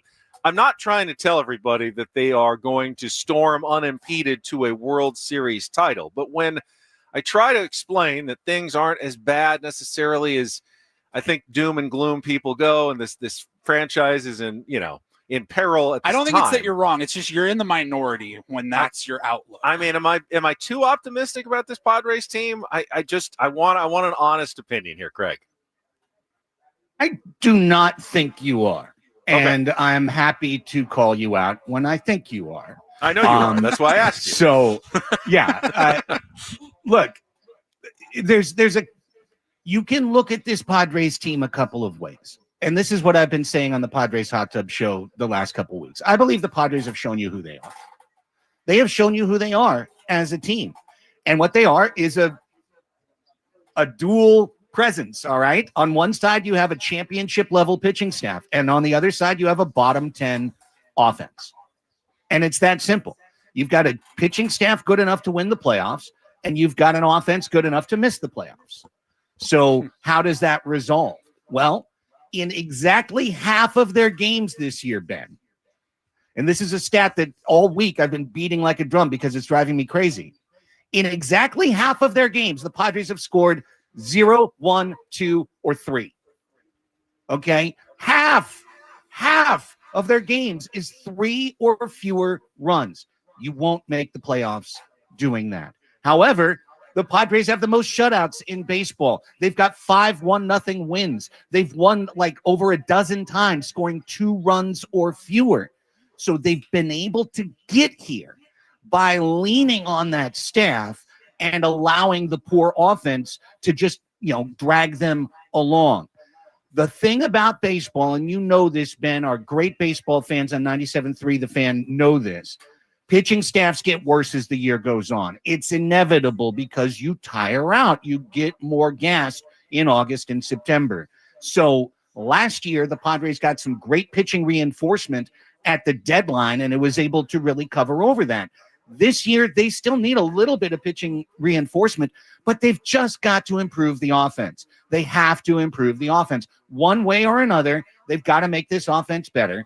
If they do, they're going to make the playoffs. If they don't, they might make the playoffs, but they're not going to go anywhere. I would say, though, that if you want to be a successful playoff team, it's the ones that tend to do pitching, defense, find ways to win those 2-1, 3-2 games that have more success, and the offense is trending in the right direction. So I do see legitimate reasons for optimism. It's like we talked about this like over the last couple of weeks. It's like a fine balance between, yes, there's the mindset of they've played so many of these tight ball games that they're going to be battle tested and ready for the playoffs because these are what those games are like. But it's also, you got to think about, are these intense playoff atmospheres every single night in these 2-1, 1-0 games? Are they going to break them down before we even get to October? Yes, they will be battle tested. They'll have plenty of experience in tight ball games, electric atmospheres, but are they going to break down before then? Right. And the team that the Padres, I think, should really take a close look at, the Royals of the mid-2010s, because essentially we're following their win formula. They had 4 dominant relievers. They had a couple of starters who were okay, but their starters would kind of go 4 or 5 innings. They got opportunistic hits. They ran. They played good defense. And when they got a lead, they had 4 relievers that could absolutely lock it down. The Padres can win in the postseason doing that, but that means you have to get the 4 horsemen to the finish line at 100%. And it's pretty hard when you're riding them basically every single win. So I really do believe the Padres are in a fascinating inflection point right now. Get a little bit better, and I could honestly see this team win 8-10 games in a row. I could see them go for an NL West challenge of the Dodgers. And believe me, if you think Padres fans are depressed, you should read my dad's texts about the Dodgers every time they lose. I get another text, Mookie's lost. Freddie looks like he's sad. Like all of this stuff. I'm like, yeah, cool. You're 16 games over 500. Don't worry about it. But nonetheless, like you've got an opportunity here. But we did see in 2021 what happened when you didn't fix the club at the right time.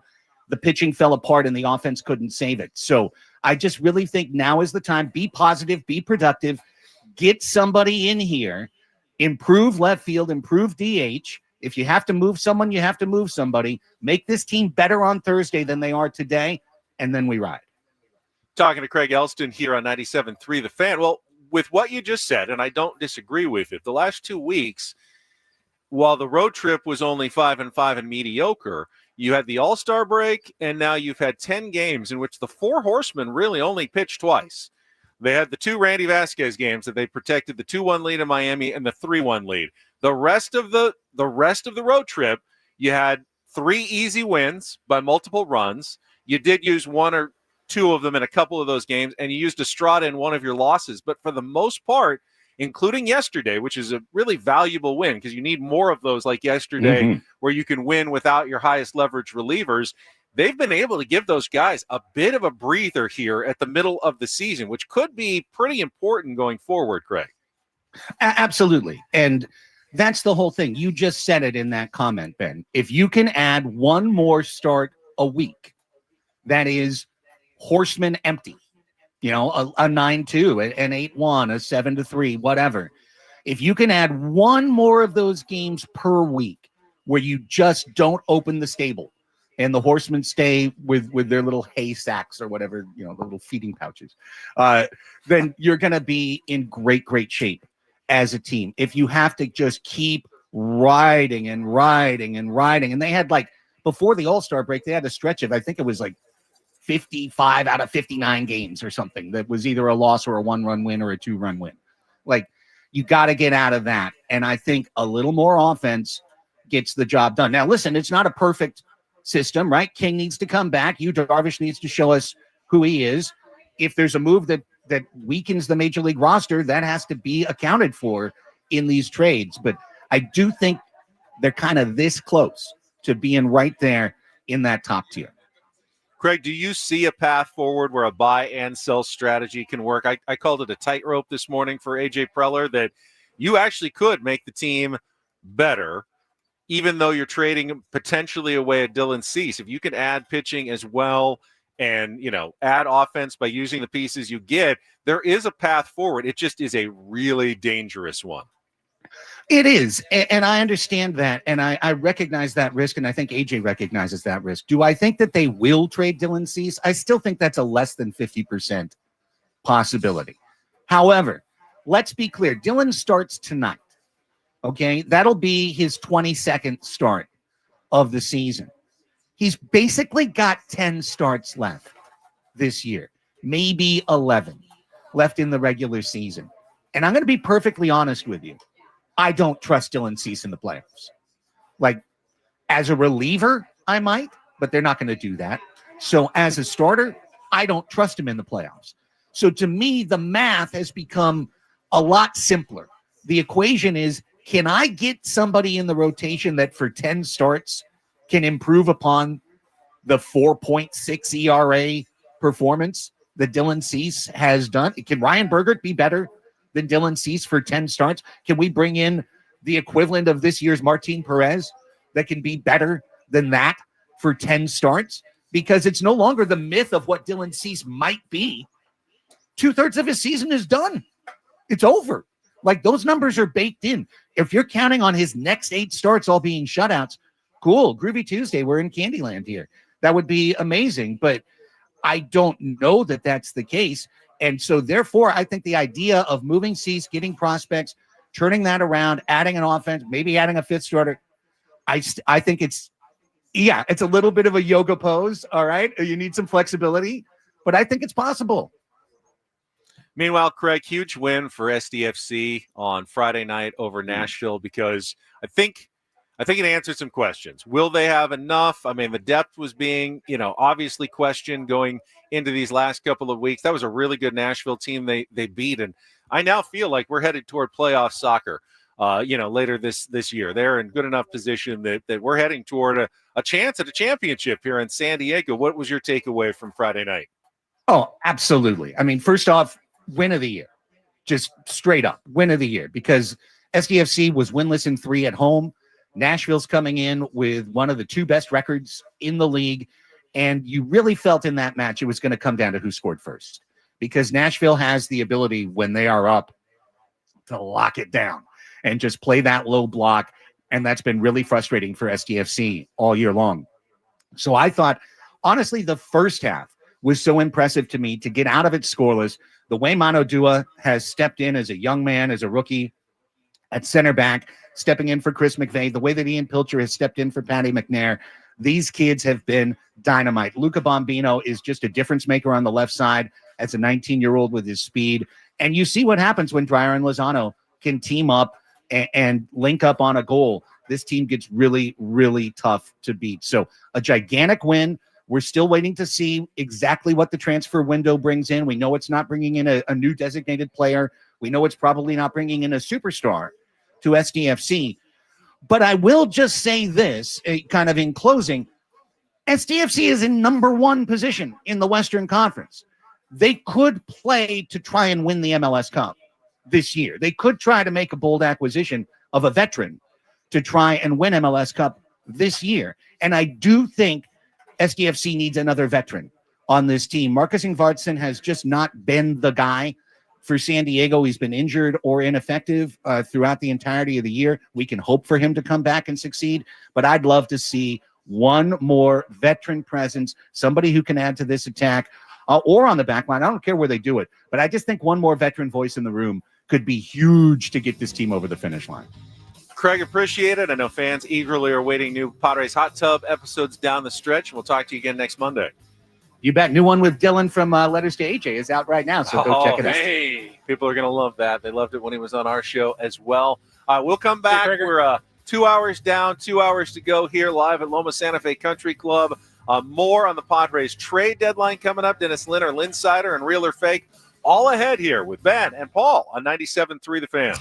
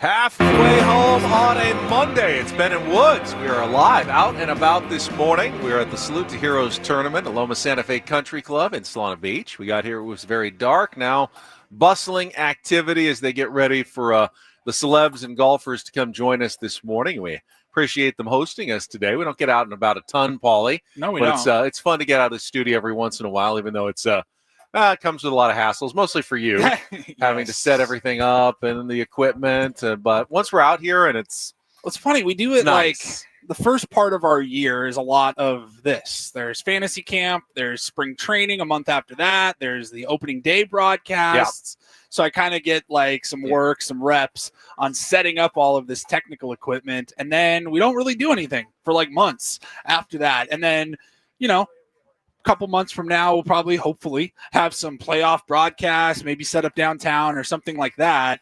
And so you kind of do it again. But yeah, today I was like, all right, what plugs into this? Okay, how does this work again? But I think we got it. Did a good job. Got us on the air. Appreciate Craig Elsten joining us in our last segment. Good Padres talk. Everyone always loves hearing from Craig. And he also, of course, will give us some crossing streams recommendations. You can check out that podcast as well for your streaming. But one of the big streamers that dropped over the weekend on Netflix, of course, Happy Gilmore 2. Now, I did not get a chance to watch Happy Gilmore 2, but since we're sitting out here at a golf course, I understand you did get to watch Happy Gilmore 2. Watched it on Friday night when it came out after the Padres game. And, I won't get into, like, spoilers or anything like that. Spoilers for Happy Gilmore 2. There's really nothing to spoil. Does Happy die in the end? Right. I hope not. There's nothing really to spoil, but I get, it came out like 3 days ago. I'll give everybody a chance. I think the reviews for it were pretty much, the ones that I saw were pretty spot on. Like, if you expected anything other than a pretty bad movie, at least like plot wise and everything like that, then that's on you. I don't really know what to tell you. I went into it with no expectations, kind of just a little bit surprised that we even got Happy Gilmore 2 like 30 years later. It just didn't seem like that was going to be something that we needed or we're ever going to get.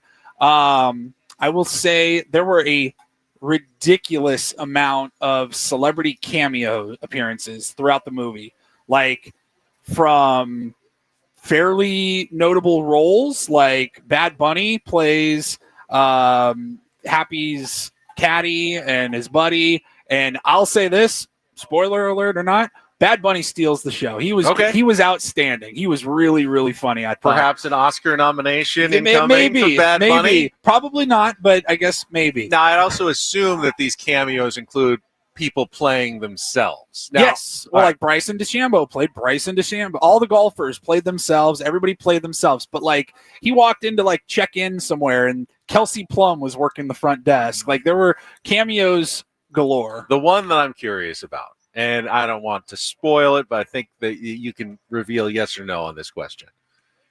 Did they get Drew Carey as the host of Price is Right to come back after Bob Barker played such a critical role in the first movie? They did not. No Drew Carey. No Drew Carey. There were a lot of throwbacks to the original. Well, of course. That's all people are here to see. Right. Now, I will say the only thing that if I was critiquing the movie was that when they referenced something that happened, some iconic moment from the first movie, they actually showed the clip, like a flashback. And I don't think that was fully necessary. Well, because there's not going to be very many people who are like, yeah, I never saw Happy Gilmore, but I'm going to just go ahead and jump in with Happy Gilmore. I said to Megan as we're watching it, I'm like, you don't have to show us the clip. We know what happened. We're watching Happy Gilmore 2 because we grew up with Happy Gilmore 1. I've got to imagine that 99.9% of people who watch Happy Gilmore 2 will have watched Happy Gilmore 1. I mean, yes, one or two people will be dragged along going, I never saw the first movie. I don't want to be here. Okay, fine. I'm sitting here. You don't have to make a movie for those people. Like one funny here's an example of what we're talking about with the flashbacks. Like you remember in the first movie, he had the caddy, the kid, just show up and he was like, "Hey, buddy, you're my caddy today." And he missed a putt. He was choking the kid out on the green. Well, he sees that kid again because he shows up. Happy shows up to the tournament and he doesn't have a caddy. And he sees that kid who's now 30 years older, and he goes, "Hey, buddy, I need a caddy. Like, do you want to run it back for old time's sake? And then they show him like choking him out. And I'm like, again, you didn't need to show that. We all know what you're referencing. The funny part, though, that kid has grown up to be Will Zalatoris. He goes, actually, Mr. Gilmore, I'm playing against you. We're in the same group. We're actually playing today. And it was Will Zalatoris. Like Spieth was in there, Justin Thomas, Bryson. I thought everybody was great. Again, if you were like expecting some Oscar-worthy like plot and all of that, this wasn't for you. This was not what that was. They did a good job. Like ultimately, I never like even once thought I'm going to turn this off. It was dumb, but it was funny and it was entertaining. I thought it made me laugh most of the time. And the cameos, the cameos were like, all right, who's coming next? Like, who's going to be, the guy that was like, you suck, you jackass. Well, he's no longer with us. So who's going to be his son or who's going to take that role? And you're like sitting there waiting. And I thought it was a really funny reveal who played that guy's son. If you turn on Happy Gilmore 2 expecting some sort of groundbreaking comedic masterpiece of a movie, that's on you. There's never been a sequel of a slapstick funny movie that's ever been better than the first. Now here's what you're just hoping it's not Caddyshack 2. Right. You're just hoping it's not so horribly worse. If it's like 40% as good as the original, that's like a win, honestly, for the sequel of a comedy movie. Well, I think about like Top Gun 2, like some of the cheesy stuff, like, talk to me, Dad. Like you needed that. You wanted that. You're were there for the nostalgia. That. Yes. Exactly. And what I liked about Happy Gilmore 2 plot-wise was that the whole setup was there's this up-and-coming new golf league that's going to make golf more fun. Sound familiar, Ben? Kind of live? Yeah, all right. It was more like the Tigers League, the TGL. It was more like that, but it was definitely live is what they were going for. There's like billboards, and they're trying to make the game interesting, and it was like, visual effects and all that. So rather than having it just be like Happy Gilmore versus Shooter McGavin on the seniors tour, two rivals fighting against one another, they actually are teaming up and going PGA versus live essentially. And I thought that was a fun way to put it because it would be too easy to just have Happy versus Shooter McGavin. All right, they did more than just the bare minimum. A sequel that is there just to cash a paycheck and do the bare minimum. Yeah. Bring back the stars, throw them in the exact same situation again.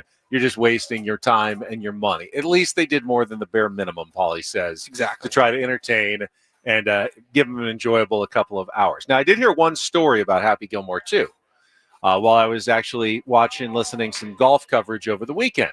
Apparently, Adam Sandler got on the set and, of course, was going to need to do the famous Happy Gilmore golf hockey swing that he does. And he gave it a couple tries. Being, what's Adam Sandler in his 60s now?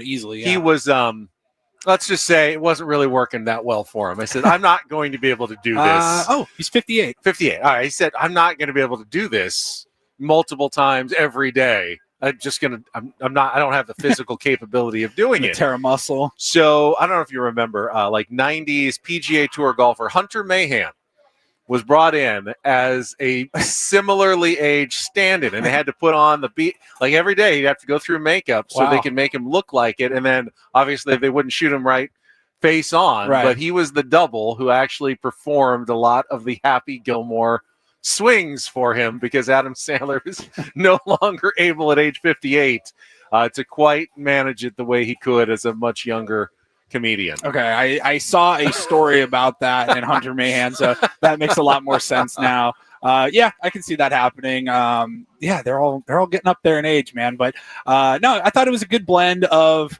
the current landscape of golf, having all of the golfers in on it and playing parts, and then you had a bunch of other celebrity cameos. Like I said, Bad Bunny, Travis Kelce was part of it. I thought it was fine, and like I said, Ultimately, I watched the whole thing. I didn't turn it off, and I was pretty mildly amused most of the time. It was good. It was All right, I've got a couple of personal milestones I want to recognize here before I go any further. Happy birthday to my sister, Maggie. Happy birthday, Maggie. And then happy anniversary yesterday to my parents. Wow. 51 years. 51. I believe I'm correct about that. Got married in 1974. Wow. I came along 1 year later in 1975, and they've been married. That's pretty incredible, isn't it? I mean, think about that. I mean, how long have you and Megan now been married? Like five years. And a half, yeah. So multiply that by 10, yeah, and get to 51 years together. Wow. So that's definitely a milestone worth recognizing. Happy anniversary to them. And since we're doing shout outs and milestones, it was my mother's birthday on Saturday. So I got to spend some time on the phone with her. Me and Megan gave her a call, and she's doing well. And hard to believe she's in her 60s. But man, happy birthday, Mom. I'm sure she's watching right now. I was just texting with my mom. They did it up right. They went to a steak 48 for dinner. She said she's still full from their anniversary dinner. That's when you know. I know they're listening this morning, so I wanted to wish them the best. All right, we're going to get into obviously much more Padres talk. Dennis Lin, our Linsider from The Athletic. If he's got anything new on the trade deadline coming up this Thursday, he will share it with us coming up at the bottom of the hour. Also want to look ahead to the series against the New York Mets. Padres just get right back at it tonight. They get home, but no days off, as they will host the New York Mets tonight with Dylan Cease on the mound. So we'll talk about that coming up as well. But in our next segment, no Woods today, so we're going to play a little real or fake. Chance to qualify for our getaway to Las Vegas. Still have some tickets to Motley Crue, 2 nights at the Park MGM, and a $100 gas card. If you'd like to be our contestant, you can call Adam back in the studio right now, 833-288-0973, 833-288-0973, and we'll play a little real or fake when we come back. Before we get to traffic, though, I want to tell you about trustandwill.com. Woodsy and I, way back during the holidays this year, they came to us and said, see if you can go through the process, see how it works for you. Neither of us had actually set up any trust or will, just in case something happened to us. We'd both put it off. Probably both had been thinking for the last 10 to 15 years, we probably should do something, especially Woods after he got married. I've been married, have kids. You really want to set something up, because if you don't leave your wishes down in a legal document, the state's going to decide what happens when you're gone. They could decide what happens, guardians for your kids, what decides, your possessions. And if you've got an estate like a house or anything like that, it could be tied up for months in expensive probate court while your loved ones basically have to get this all settled. And it can lead to conflict, a whole bunch of messes that you don't want to deal with. And you can avoid it by going to trustandwill.com and getting your own legal documents officially filled out. You answer series of questions, takes about 20 to 30 minutes, and then you're done. And they will ship you your estate documents that you can hold on to in case hopefully you don't need it soon. But anytime you do, your family will have those there for you. So go to trustandwill.com, go through the process, and then when you're done, use the code FAN at checkout. You're going to get 20% off and free shipping of your estate documents. So it's already way more affordable than going to a lawyer to do this. Now they've even taken down the price further with the 20% off using the code FAN. Go to trustandwill.com. That's Trust and Will.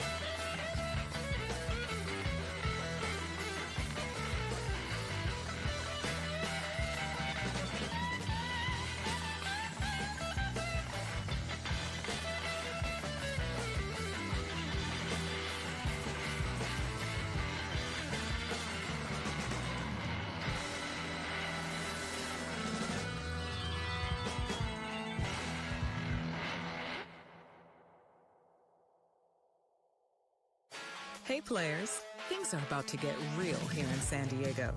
Introducing the all-new Hamul Casino Resort. With a 200-room hotel tower, exciting new eats and drinks, plenty of new places to play, and a luxe spa and salon. Hello, rooftop pool and deck. It's where players can play their hearts out and enjoy all the perks that come with it. It gets real this summer at the all-new Hamul Casino Resort, the players' place.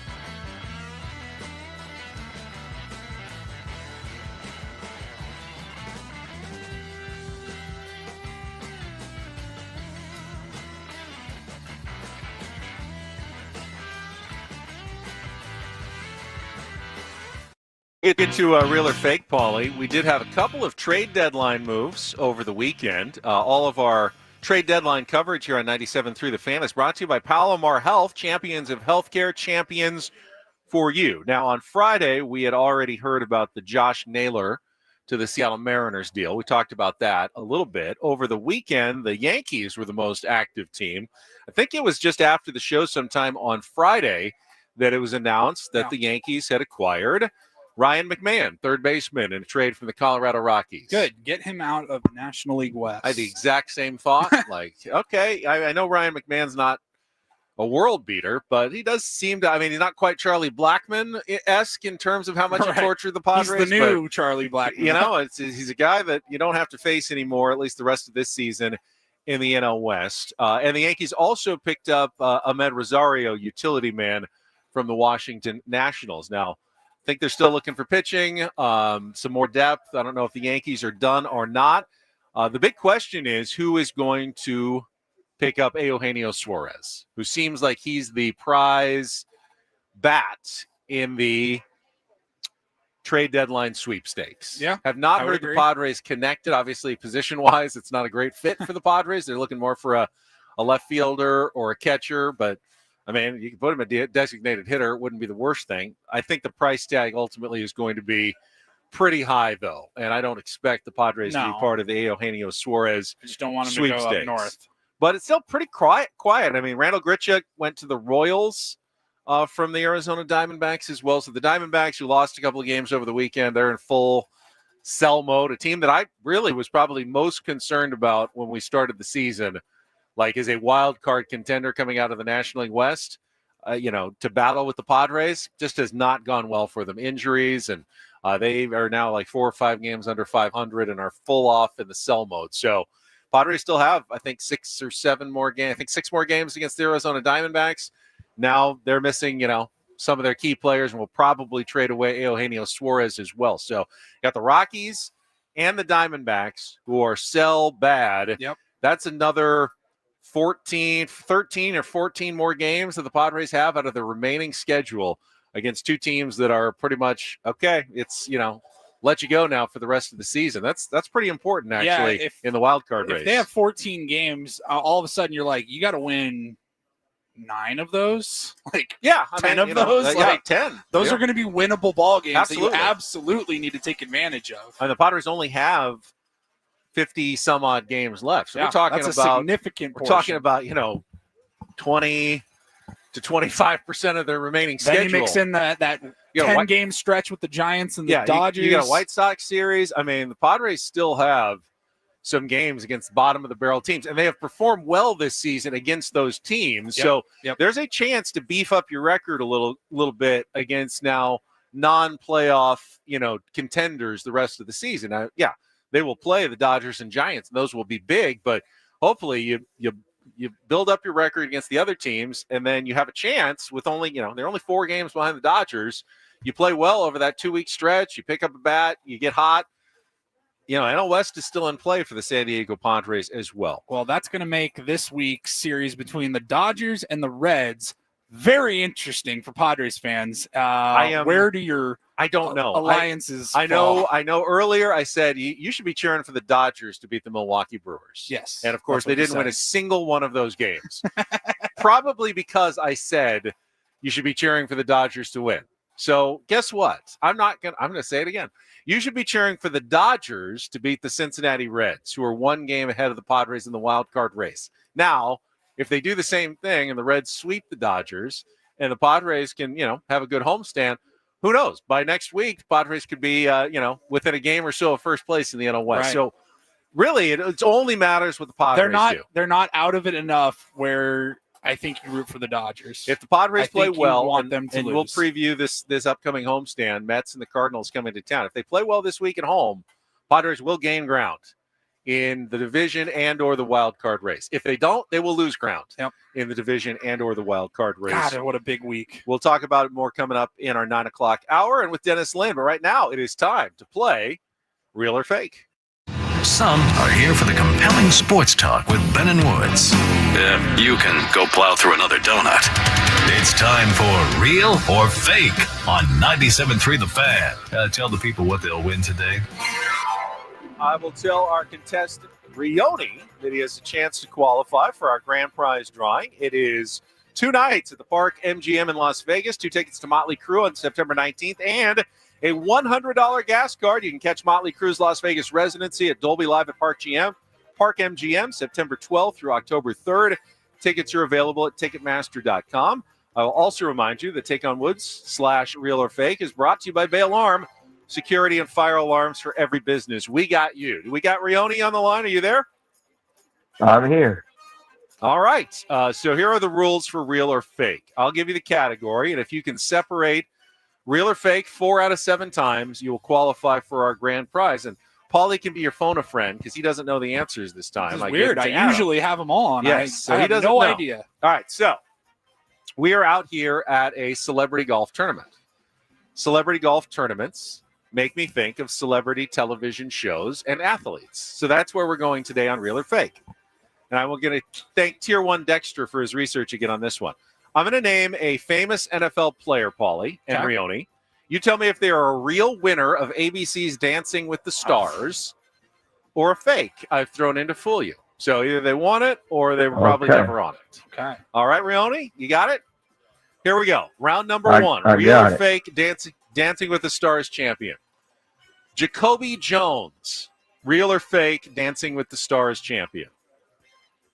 I think I remember him actually being on there, but I can tell you I don't watch Dancing with the Stars. So, Paulie, help me out here. So I'm kind of with you. I'm not sure I'm a ton of help here. It does sound familiar though, and he was either on it and won it, or it's not like he was on it but he didn't win, and that doesn't count. So I'm gonna say yes. I think let's go Real. You're going Real? Is that your final answer, Rioni? That's my final answer. Let's do it. Real. Adam? It is Real. Yeah, if you think he was in there, then go with Real. Yeah, it doesn't matter. Go with your hunch. All right, that's 1. You need 3 more. Round number 2. Real or Fake Dancing with the Stars champion. Rashad Jennings. Real or Fake? Rashad Jennings. I want to say fake with my hunch. Paulie, you agree? Yeah, let's go with fake. Fake, Adam? Oh, no. Sean Jennings, a fairly recent champion of Dancing with the Stars. Yeah, all right, we're 1-1. It's all right. Let's go to round number 3. Emmett Smith. Emmett Smith, real or fake, Dancing with the Stars champion? I think you know what, Emmett Smith. Let's go. I'm going to say he might have won. Paul, you agree with winning? I think that was also real. I think that sounds Rione familiar. doesn't sound too sure of himself. What's your answer, Rione? Let's say it's real. Real. It is real. All right, we are 2 out of 3. All right, let's go to round number 4. Real or fake, Dancing with the Stars champion, Donald Driver. Real or fake? Donald Driver, real or fake? Donald Driver. Have we done all 4 of these answers been real so far? The first 3 were all real, yes.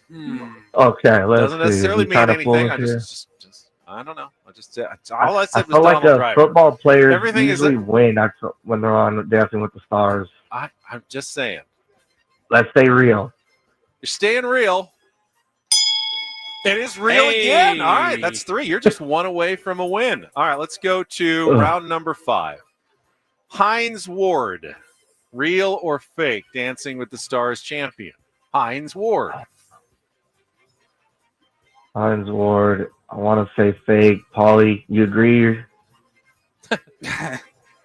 Man. This is tough, man. I don't want Dancing with the Stars. It makes it hard. Don't worry. You got 3 more chances. Let's give me an answer. I think real, honestly. I think I feel like I saw him. Rione, what do you think? Let's go real. I'm going to stick with Paul. Oh, you went with Paulie. Oh. I went with Paul. Well, you were smart because it is real. Yes. That is a win for Rione. Yeah, those are all real. I gave you 5 real. Dancing with the Stars champions. I never even got to my fakes. I threw in a Chris Carter, fake. I would have said, I don't think. And Isaac Bruce.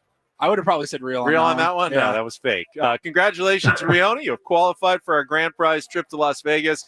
Adam will get your information here coming up. Thank you for playing a little real or fake. All right, we'll take a timeout. We'll come back, and we will be joined by our Linsider, Padres Linsider, Dennis Lin from The Athletic. He's going to join us coming up next here on San Diego's #1 sports station, 97.3 The Fan.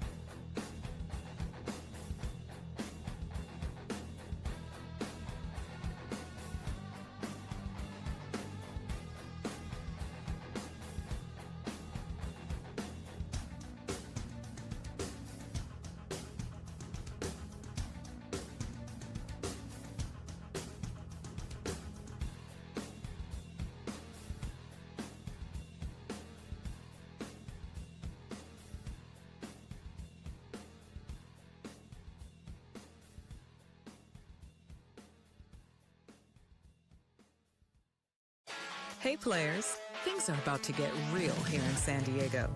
Introducing the all-new Hamul Casino Resort. With a 200-room hotel tower, exciting new eats and drinks, plenty of new places to play, and a luxe spa and salon. Hello, rooftop pool and deck. It's where players can play their hearts out and enjoy all the perks that come with it. It gets real this summer at the all-new Hamul Casino Resort, the players' place.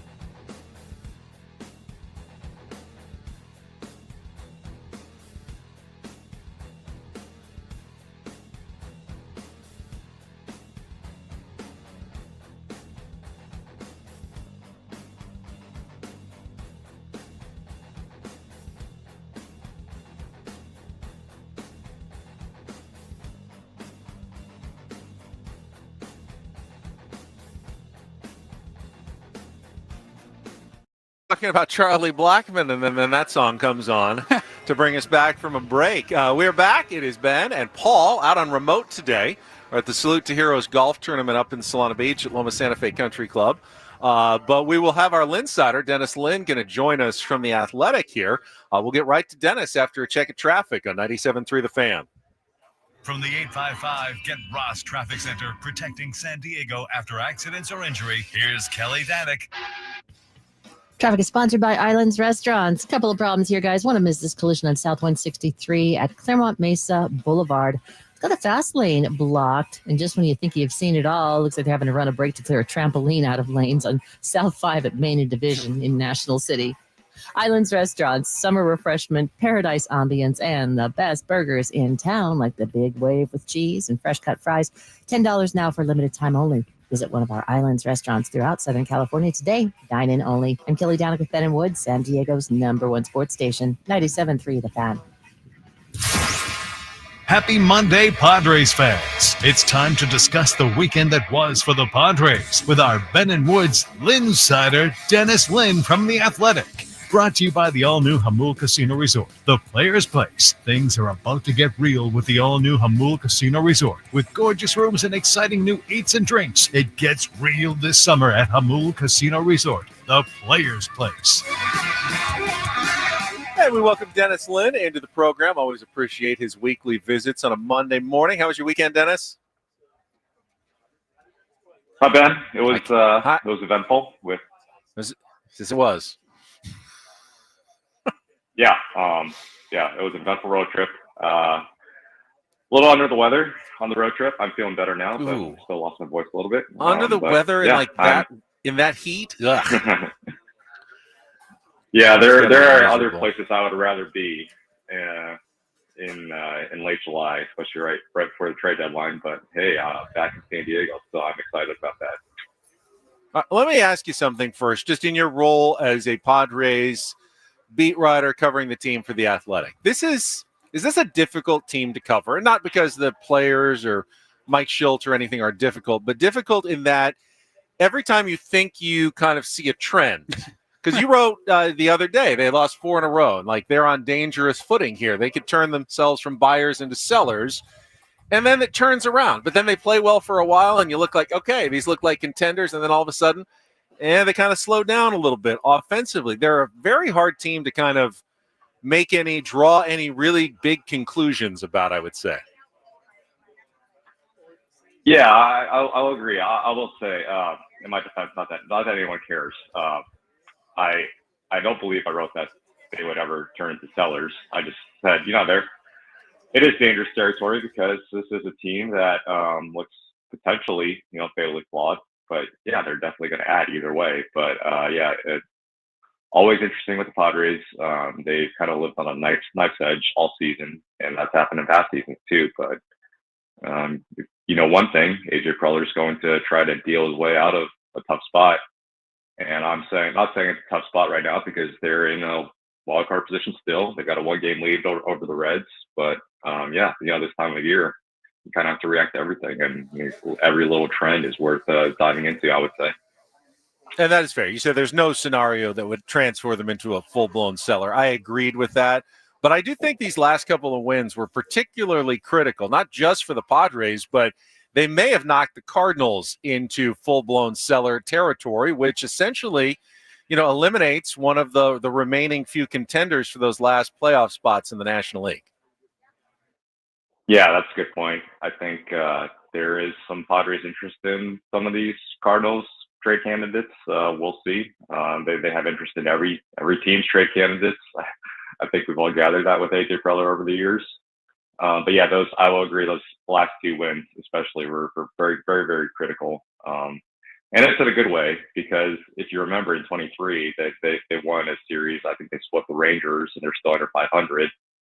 And then that kind of convinced them to maybe not trade Josh Hader, maybe not trade Blake Snell. Although, from what I understand, the offers for Snell, especially, were not compelling back then. But yeah, if you're on the positive side of 500 and you win a couple games at the trade deadline, that can be a really huge momentum boost. Say, hey, okay, we should go out and do some things. And I think Preller is already thinking that way. So we will see what the next few days brings. But I'm expecting at least one splashy transaction. You mentioned the Cardinals. I really didn't think of them as a trade partner. Obviously, everyone's kind of interested in Ryan Helsley. Padres could add to a strength in the bullpen, but who might be available that AJ Preller is kicking the tires on if they are dealing? Yeah, that's one, Helsley. Although I don't think the Padres need to spring for another closer at this point. Although there's something that, again, with Preller, you can never rule it out, is something surprising. They have other guys in the bullpen. Old friend Phil Maton's probably going to get dealt. Jojo Romero is lefty who looks really intriguing, has some additional control beyond this year. So that's a guy I think might be on the Padres' radar. But I think the Padres are open to adding at any number of areas right now. Bullpen, you just mentioned rotation, obviously left field and catcher, or just deepening the lineup in general. It doesn't have to be left field. It can be more of a first base, second base, DH type. But bottom line is they need to get more depth to this lineup, and I think it was promising to see what the offense did yesterday in St. Louis. But at the same time, that's not something that's happened frequently enough. So they just want to increase their odds of just having a deeper lineup that can produce more consistently. I think, Jojo Romero was kind of an interesting name you just brought up because obviously Adrian Morejon, and you wrote about Adrian Morejon this weekend, and how critical he has been for the Padres. He's so valuable. But after that, on the left-handed side out of the bullpen, it's either Wandy or Yuki. And I think Mike Schilt has some trust in Wandy Peralta. I don't know how much there is in Yuki. Feels like that second left-handed reliever, Dennis, could be something that might be an important point for AJ Preller this week. Yeah, and even beyond that, I think there is a chance that Robert Suarez and or Dylan Cease are, could be on their way out, this week. Getting, expiring contracts. I know Robert technically is an expiring contract, but he has a pair of player options he has to decide on after the World Series. And general expectation around the industry is that he's going to opt out and test free agency. He recently hired a new agent. So that's a guy they're considering offers for and listening on, although I think the relief market seems like it's moving still pretty slow right now. A lot of teams playing chicken, as one of my colleagues wrote this morning. But yeah, another lefty in the pen, and Adrian's been so good that you don't want to just confine him to your like one inning or one particular role. That would be something I think the Padres are definitely looking at. Talking to Dennis Lin from The Athletic, covering the San Diego Padres, our weekly visit with our Linsider. And you mentioned Dylan Cease. We've been talking about him a lot today, last week, even before. I've kind of come to, at least for my own personal belief, that AJ Preller would absolutely trade Dylan Cease if he can get what he feels like is a fair or more than fair overpay for Dylan Cease. And I think he would also be okay keeping with him if he does not get what he's asking for. Do you kind of get the same sense that, it's a coin flip now as to whether Dylan Cease is making his last start for the Padres tonight? I think that's a really good read on the current situation. Could go either way. I think there are a lot of people around the game, including people probably inside the organization, telling AJ, hey, you have to trade him. This is sort of like a mini version of the Juan Soto situation from a couple winters ago. You're not going to re-sign him. He's a guy who's kind of in demand right now. There's not that many guys like him on the market. Seth Lugo just signed an extension. Doesn't seem like he's going anywhere. So as far as rentals go, Dylan has a lot of interest from a lot of teams right now. So I think if AJ can maybe trade him and fill like multiple needs and get some controllable guys in, that's something he would definitely do. If not, if he doesn't see anything compelling enough out there, I think he's perfectly fine keeping him. But I think tonight's start's going to have a lot of scouts at it and a lot of interest from just around baseball. Dennis, how much do you think the financial part of this equation is impacting AJ Preller? I know he's not going to. I don't think he's going to be able to add tons of money with the luxury tax level where they're already at. But do you think it's a driving concern? Like, I mean, as long as he's somewhere around where he started, is it going to be okay? Or do you think there really is a financial pinch that the Padres are looking at very closely here at the trade deadline? I think it's definitely a huge consideration in all this. Now I have heard, it's still a case-by-case basis. It's not like, he's been told you only have X number of dollars to work with. It's maybe more along the lines of, find if you're close on a deal, take it to ownership, see what they think, and they'll be open to discussing it. I guess at least you would hope if you're AJ, but at the same time, yeah, you're right. They're currently over the second luxury tax threshold, and I mean, they're spending, they're on pace to spend quite a bit of money, even though it's not nearly what it was in 2023. So, yeah, in the ownership, we'll see exactly, their desire to spend further, but it's not like I doubt he has, the room to add like $20 million in payroll right now. So, yeah, that's also why you're hearing, guys like Dylan Cease and Robert Suarez's name out there, because this does seem like, even though I said they're not going to be sellers, a situation where they're most likely going to do a little of buying and selling at the same time.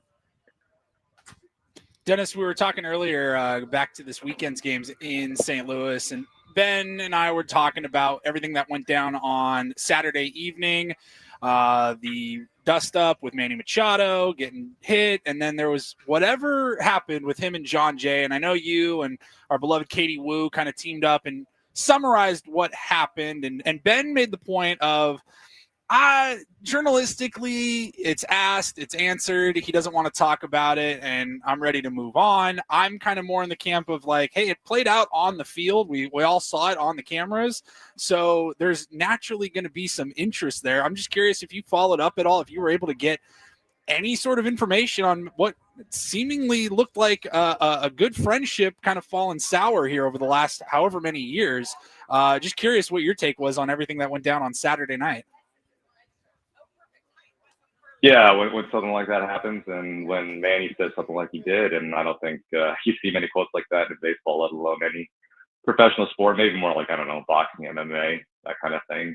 It definitely takes your interest. I haven't divined like exactly what went on there. It seems like it goes beyond a baseball beef, because you remember in, I think it was 2019, John Jay and Yonder Alonso were trying to get Manny over to the Chicago White Sox, and obviously the Padres won that bidding war to get him over to San Diego. But those guys, the three of them, were very tight, and obviously Yonder sent out a tweet the other night that I think has since been taking that up down. So it's it's definitely a talker. So I think people are very interested in what went down there. But I think that's something that Manny, who's generally a pretty private person, who does speak his mind at the same time, is going to probably do a good job of not revealing. But I respect that. I know John Jay said on the record he probably shouldn't have said anything as a coach, because he is a coach now, no longer a player, although it looks like he'll still play. He's in really good shape. But yeah, I think that's something that's probably maybe not over, because the Padres and Cardinals have another matchup coming up later this week. Dennis, before you go, let's talk a little pitching going forward. Regardless of what happens with Dylan Cease here at the trade deadline, Padres are going to need the back end to keep throwing the way they have, and they've gotten really good production out of Randy Vasquez, Stephen Kolek, Ryan Bergert over the course of this season. What's the latest? We're hearing about a simulated game today for Michael King. Is that still scheduled? What's his timeline looking like? And how much do you think they can count on guys like Kolek and Bergert now, who haven't done a lot of starting in the big leagues down the stretch in August, September, and maybe even October? All good questions. King, is still scheduled for that sim game today. And, if that goes well, I expect maybe another of those. We'll see. I don't know the exact schedule for him, but maybe another of those if that goes well today. And then rehab starter 2. And then maybe you could be looking at a, mid-August return, or maybe slightly after that, which would be huge either way. So they're very hopeful about, what he could bring, maybe a la Darvish in 2024, late summer. But still, Michael hasn't pitched since May, so it'll be interesting to see how he responds after all this time off and just the adrenaline of pitching in real games. And then, obviously Darvish, there's still a lot of concern about, what does he have left in that elbow of his? He's going to be 39 soon. That's a major question kind of hanging over the team. But the backing guys that you mentioned, Kolek, Vasquez, Ryan Berger, could be coming back up to make a start, as soon as tomorrow. I think those guys have handled themselves really well. It's a, credit to, Ruben Niebla and Ben Fritz and the, pitching coach staff that they've been able to get so much out of these back-end guys. But I think ideally, you'd like to have, Michael King back going really strong, and, guys you can really trust in the playoffs, and those back-end guys you just can't really trust quite yet in October. So I think, this Michael King simulated game is as big as any sim game in Padres history. And then did we hear anything about Joe Musgrove's bullpen session? Did that happen, that he was scheduled to do his first real one kind of since Tommy John?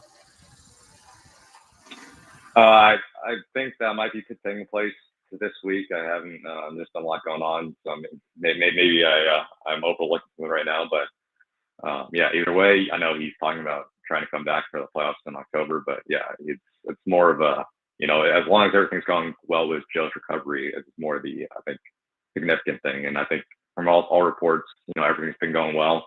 We'll see about October, but either he's done that or he's about to.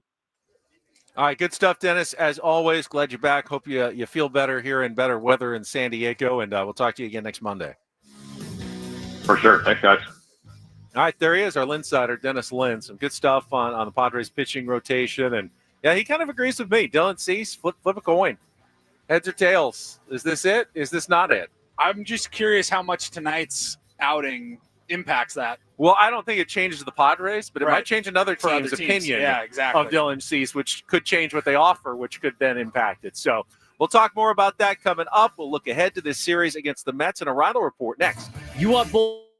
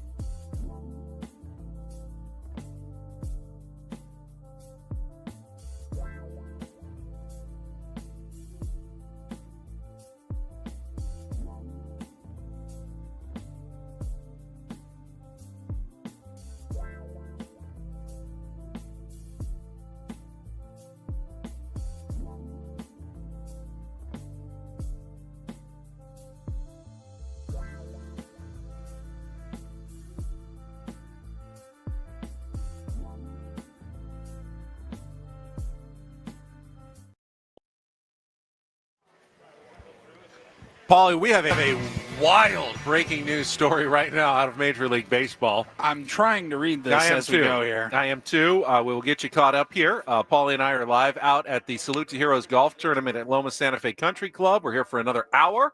And then Woods is on his way, should be boarding his plane to Hawaii. He will join us from Kauai tomorrow morning if all goes well. But this story, I'm reading the details of this. And we've talked a little bit about the impending CBA negotiations between baseball players union and owners that are coming up at the end of next season. And if this is any sign about how those negotiations may go. Oh my God. I just read the first paragraph and as whether, you were talking. Yeah, and whether we're going to have a work stoppage in Major League Baseball. Get a load of this. This is from Jeff Passan.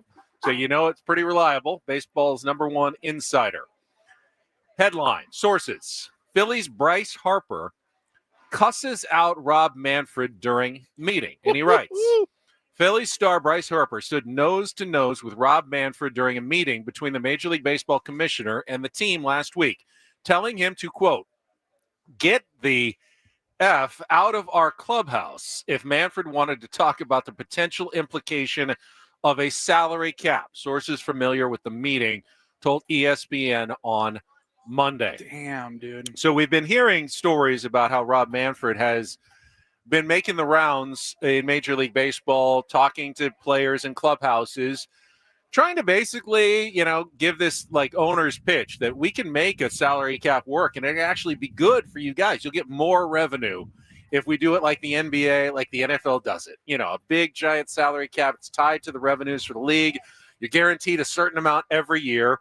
And we also get, fixed costs. We know what everything's going to cost. And this will actually be good for everybody if we get this done. Players, of course, have been pushing back, going, hey, if the owners want this, then it's probably not a good idea for the players union. It's always been the red line that the MLB Players Association will not cross. No salary cap in baseball. We will not discuss that. It's a non-starter. Don't even bring it up. But they've been bringing it up. Owners have been talking about it here for the last few months. And apparently Rob Manfred is getting serious pushback from one of the, top leaders in baseball, like or Bryce Harper or not. He is viewed as a pivotal player, I'm sure, in Major League Baseball circles. And what he says is going to carry a lot of weight going forward. Yes.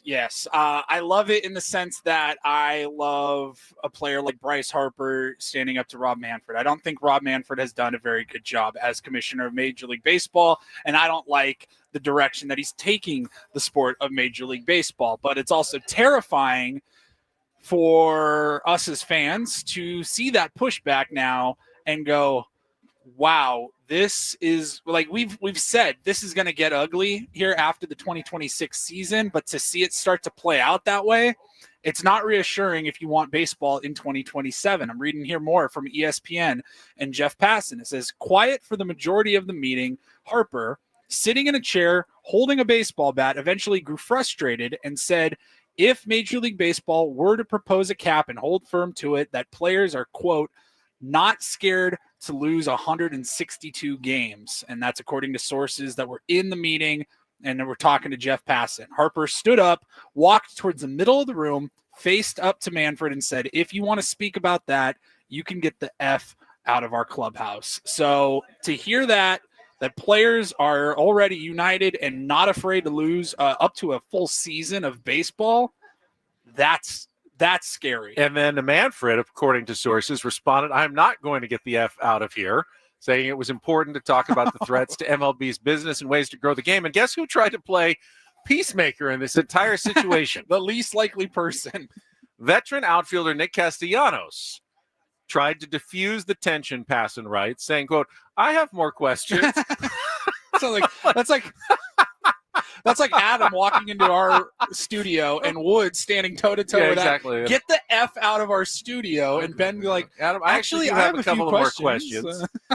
Quote from Castellanos to ESPN. It was pretty intense, definitely passionate. Both of them, the commissioner giving it back to Bryce and Bryce giving it back to the commissioner. That's Harp. He's been doing this since he was 15 years old. It's just another day. I wasn't surprised. So that is a very, very spicy story. And I guess the only good news for fans is that we're still 15, 16 months away from baseball Armageddon, and there is time for cooler heads to prevail and hopefully new ideas to emerge that they can agree on and find a way to go forward without losing a bunch of baseball. I'd be very surprised if there wasn't at least an off-season lockout, though. Oh, yeah. I mean, there's almost no chance that they're going to, oh, yeah, all's good. Next November, we got our deal in place. Major changes. And we're going to have a regular off-season, and everything's going to be fine, and we're going to report to spring training on time. I think there's very little chance that teams report to spring training 2027, February 15th, ready to go. Now, whether it's a couple of days, a couple of weeks, or a month, then you start pushing to the point where you're not going to be able to start the regular season on time, which is, remember what happened last time. Right. They were about, 3 weeks into spring training before they got the deal done, and they accelerated spring training a bit, moved the start of the season back a week, and we went out there. We usually go out there at the end of February. We were out there like the last week of March that year. So, are we heading toward that, or are we heading towards something worse? Kind of scary when you hear baseball, a guy like Bryce Harper say players are not scared to lose 162 games. You should be somewhat scared. Everybody in that industry should be somewhat scared about losing 162 games, because that's going to cost everybody tons of money. You're going to lose fans. You're going to lose interest in the game. You're going to lose an entire year of television revenues and everything. That's not a path that anyone should want to go down if you're Major League Baseball. And owners, even if they get a salary cap out after 162 games, is that a win, or is that just minimizing the losses? And players, their careers are short and limited, and you lose a season of salary, you're never going to make up that money no matter what you get in collective bargaining at the end. So it's really always in the best interest of both sides in coming to reach some sort of conclusion before they get to this point. That's kind of the hope I always rest on, that logically it doesn't make any sense for them to end up missing games, so we'll see what happens. Looking here in our YouTube chat, Jeff says, players like Harper can afford a full season missed. What about the younger players? And I think that's a good question, because, obviously there's a large percentage of Major League Baseball players who are getting paid handsomely, but yet they haven't made it yet. They haven't signed the big contract. And I would understand, it's only natural that there's probably some hesitation there to lose up to a full season worth is what we're talking about here. But I also can understand if the players are even the younger guys that haven't made that money, they're this is a necessary step that we need to take for the future players that are coming up. You heard Manny talking about that when he opted out. And it's look, nobody wants to hear it when you've already made this much money. But I do think there is part of it where those players are going I know this is going to suck. I'm going to have to figure out some money, how I'm going to move some stuff around. But they know that they're fighting for future generations of baseball players. It's something to keep in mind. We should talk to somebody that maybe didn't make that much money in their playing career. It's what would you do in this situation? It's true, but if they all take a torch and burn it all down, then no one's going to have, no one's going to make a lot of money in the future, because you've ruined your entire fan base. Ultimately, the fans are the ones that provide the money, whether it's through eyeballs, television contracts, buying tickets, buying merch, buying, concessions when you're at the game.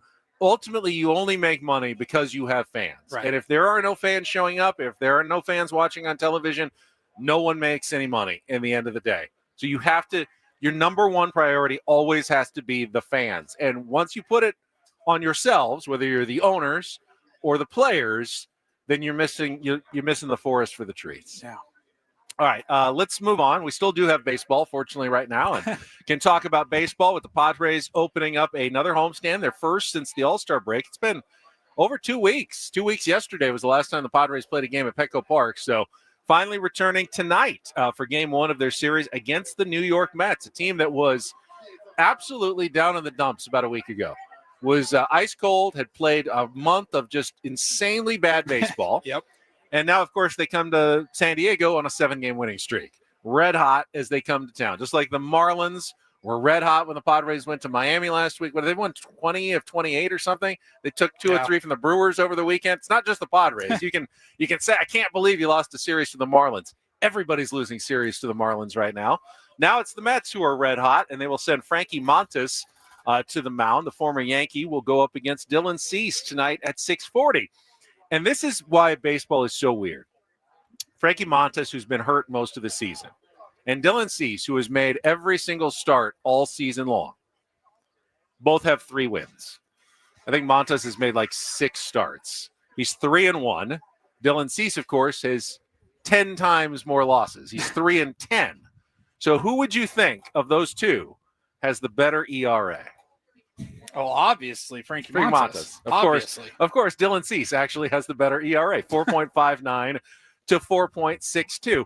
Montas has gotten much better run support, and Dylan Cease, of course, while he hasn't pitched great, he also has been the victim of some bad luck, lack of run support from his offense. He is not a 3-10 pitcher. As poor as the results have been this season, he has not gotten the kind of luck that Randy Vasquez has gotten in his starts, where the bullpen has performed perfectly behind him. The offense has given him some runs when he has pitched. That has not happened. Everything that can go wrong for Dylan Cease has kind of gone wrong this season. He never gets away with that start where he gives up 3 runs in 5 innings.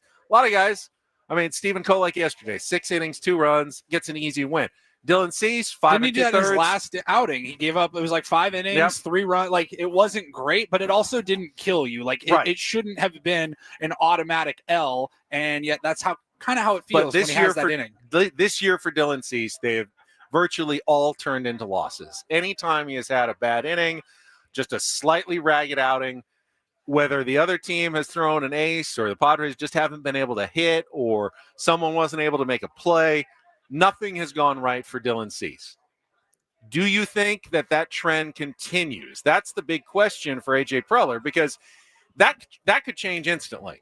If the Padres get hot offensively and start providing Dylan Cease with some runs, he's certainly pitching well enough that he could run off a 6-game winning streak in his next 6 starts. If the Padres continue to stop, not hit, and they keep facing, good arms, and he could continue to lose games and go 4-16 this year and that's kind of what you have to decide here with Dylan Cease going forward. Yeah, I don't know that anything's changing like mentally or anything like that for Dylan Cease. I think he's going to go out there and he's going to pitch his game. I don't think he's worrying about like, man, if I have a good outing today, like, am I going to get moved or anything? I don't know. I think he's had his name thrown out there this time of year several times now. Like, I think he's probably used to it. He's a professional. It's going to be like, what's it going to do for us, like, as fans? Now, we want him to win tonight because we want the Padres to win. So, like, that's where it starts and ends for me. If he has a good outing, though, are we going to be talking about, like, all right, look at that, you got to move him, or look at that, look how vintage Cease he was, we got to keep him? Like, I don't know what the story's going to tell tomorrow after tonight's game. As for the rest of the series, the Padres did not announce any starting pitcher. Mike Shildt did not say anything beyond tonight. They did this last time coming out of the break, too. Yeah, like, little. I don't think they're playing. It's not Bergert gamesmanship. stayed down, and then Kolek came up randomly. Yeah, I think they don't like to announce a start. If they're not currently on the roster, they're not going to announce the starter. But the speculation is that Ryan Bergert will start tomorrow. Well, there's questions about whether or not Darvish is even able to go on Wednesday. But at this point, concerning. At this point, the thinking is that Yu Darvish will get an extra day and will start on Wednesday, and then Nick Pivetta will get pushed back to Friday after an off day on Thursday to start the first game against the St. Louis Cardinals. But that has not been officially announced by the San Diego Padres. We do know the starters for the Mets in games 2 and 3, and of course, Game 2 will be old friend Sean Manaea, which for some reason, and I'm not a big believer in, like the kind of karma things, but man, it's hard to ignore the fact that ex-Padres do shove against their old team. Yeah. So you do worry a little bit. And Manaea has been good since, had the offseason, got traded by the Padres, but in the last couple of years, talked about how he didn't care about baseball. Yeah, in the last couple of years, he's pitched very well for the New York Mets. Tough left-hander. That's going to be a tough matchup tomorrow, whoever ends up going for the San Diego Padres. And then on Wednesday, Game 3, Clay Holmes is scheduled to pitch for the Mets to wrap up. That's a day game on Wednesday at 1:10. Of course, tomorrow night is the Sandless Beach Towel night. I think there are tickets available for all 3 games of the series. If you want to go to Padres.com/tickets, check it out and enjoy some Petco Park baseball, because it's been a while since we've been able to go out to Petco Park and see the Padres play. I see the chat's already talking more about Manaea. Man, if the baseball gods exist, like for him to really go on the record and be like, yeah, I just, didn't really give it my all when I was in San Diego. Like, he can't shove against us this week. He can't do it. You'd like to think so, but I don't know. Even I am kind of scarred at this point. Like, I know. I see an ex-Padre. I just feel like, Miles Michaelis. Yeah, he was once in the Padres organization. Somehow we're going to find a way to lose to him. We get 11 hits against him and lose to him. I mean, we didn't really talk about that game. Was that not – that was Friday's game. Was that not the most frustrating game maybe of the season for the San Diego Padres? They out-hit the Cardinals 11-5. Just couldn't get the big one. And could not score a single run. It was just the third game in franchise history and just the second game in all of baseball in the last 6 years or something that a team had gotten 11 hits without scoring a run in the game. Now, it was on the Padres. They had base running mistakes. It was one of the sloppier games of the season. Xander Bogaerts ran into that out when he misread a throw from the outfield at second base. They didn't ever walk. Pivetta was actually pretty good, but, of course, issued 2 walks, and they both scored on a Mason Wynn double in the bottom of the 4th inning, and that was more than enough for the St. Louis Cardinals. And old friend Miles Michaelis on Friday night didn't even pitch that much for the Padres, but ends up going 5 shutout innings, scattering 7 hits, just 1 strikeout, and somehow finds a way to get the win. But then the Padres bounce back with wins on Saturday. I hated Friday's game, man. Saturday's game was fun. The Bryce Johnson game. I mean, I'd been calling last week to see a little more Bryce Johnson. He certainly delivered. Had the single, the error that helped score Jake Cronenworth in the 2nd inning, had the safety squeeze in the 4th inning, and then doubled and came around to score in the 9th inning. So he had a hand in all 3 runs for the Padres on Saturday night in helping them win that game. And that, of course, was the Randy Vasquez 4 Horsemen game as well. Yeah, that was the dust up on the field. Yeah, Saturday had a lot to talk about. All right, we're going to take a quick timeout. When we come back, got a couple of segments left. Got some of the celebs coming in. Did I see Vaughn here a second ago? Right there. Going to go say hi to Greg Vaughn, Padres legend, in the house for our Salute to Heroes golf tournament. And we'll get a Rindle report with some headlines, and we'll give away those tickets to Hart coming to Pechanga Arena. All coming up next after traffic with Ben and Woods here on 97.3 The Fan. First, though, I want to tell you about SDFatLoss.com. Huge summer sale is still going on right now. Sign up this month. You can get almost 20% off, making it their lowest prices of the year, to lose up to a pound of fat per day and 10 to 20% of your body weight in just 60 days. I did the program 2 summers ago. I lost 40 pounds in 60 days. I've kept that weight off for 2 entire years. It changed my life. So many benefits to losing weight. It's not just about how you look in the mirror, although that is nice to look in the mirror and go, all right, don't look so bad anymore. Less knee pain, back pain. I sleep better. My sleep apnea basically went away thanks to the weight loss. You can do this as well, and you do it without any injections, without any hormones, no surgery, and you don't have to buy any prepackaged meals or bars or shakes. It's all based on real food, stuff you're normally eating, getting it at the grocery store, like chicken, steak, vegetables. I ate some fish during my weight loss, and I was able to sustain it, keep with it. Just watching that scale just change day by day is absolutely inspirational. So sign up now. Get a free consultation by going online to SDFatLoss.com. Take advantage of the summer special. You can start the program now, or if you want to wait a couple of weeks, if you have summer plans, you can do that as well. Just get the free consultation now at SDFatLoss.com. That's SDFatLoss.com. Results.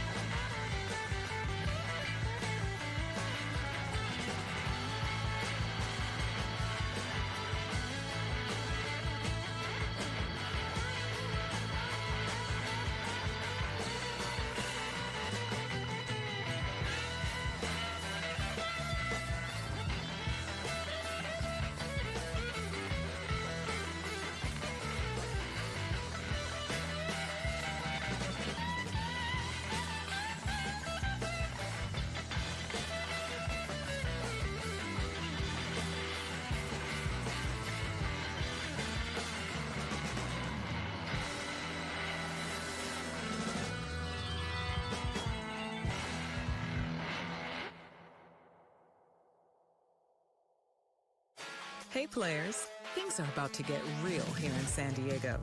Introducing the all-new Hamul Casino Resort.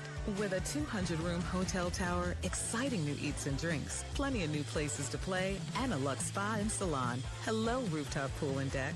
It's where players can play their hearts out and enjoy all the perks that come with it. It gets real this summer at the all-new Hamul Casino Resort, the players' place.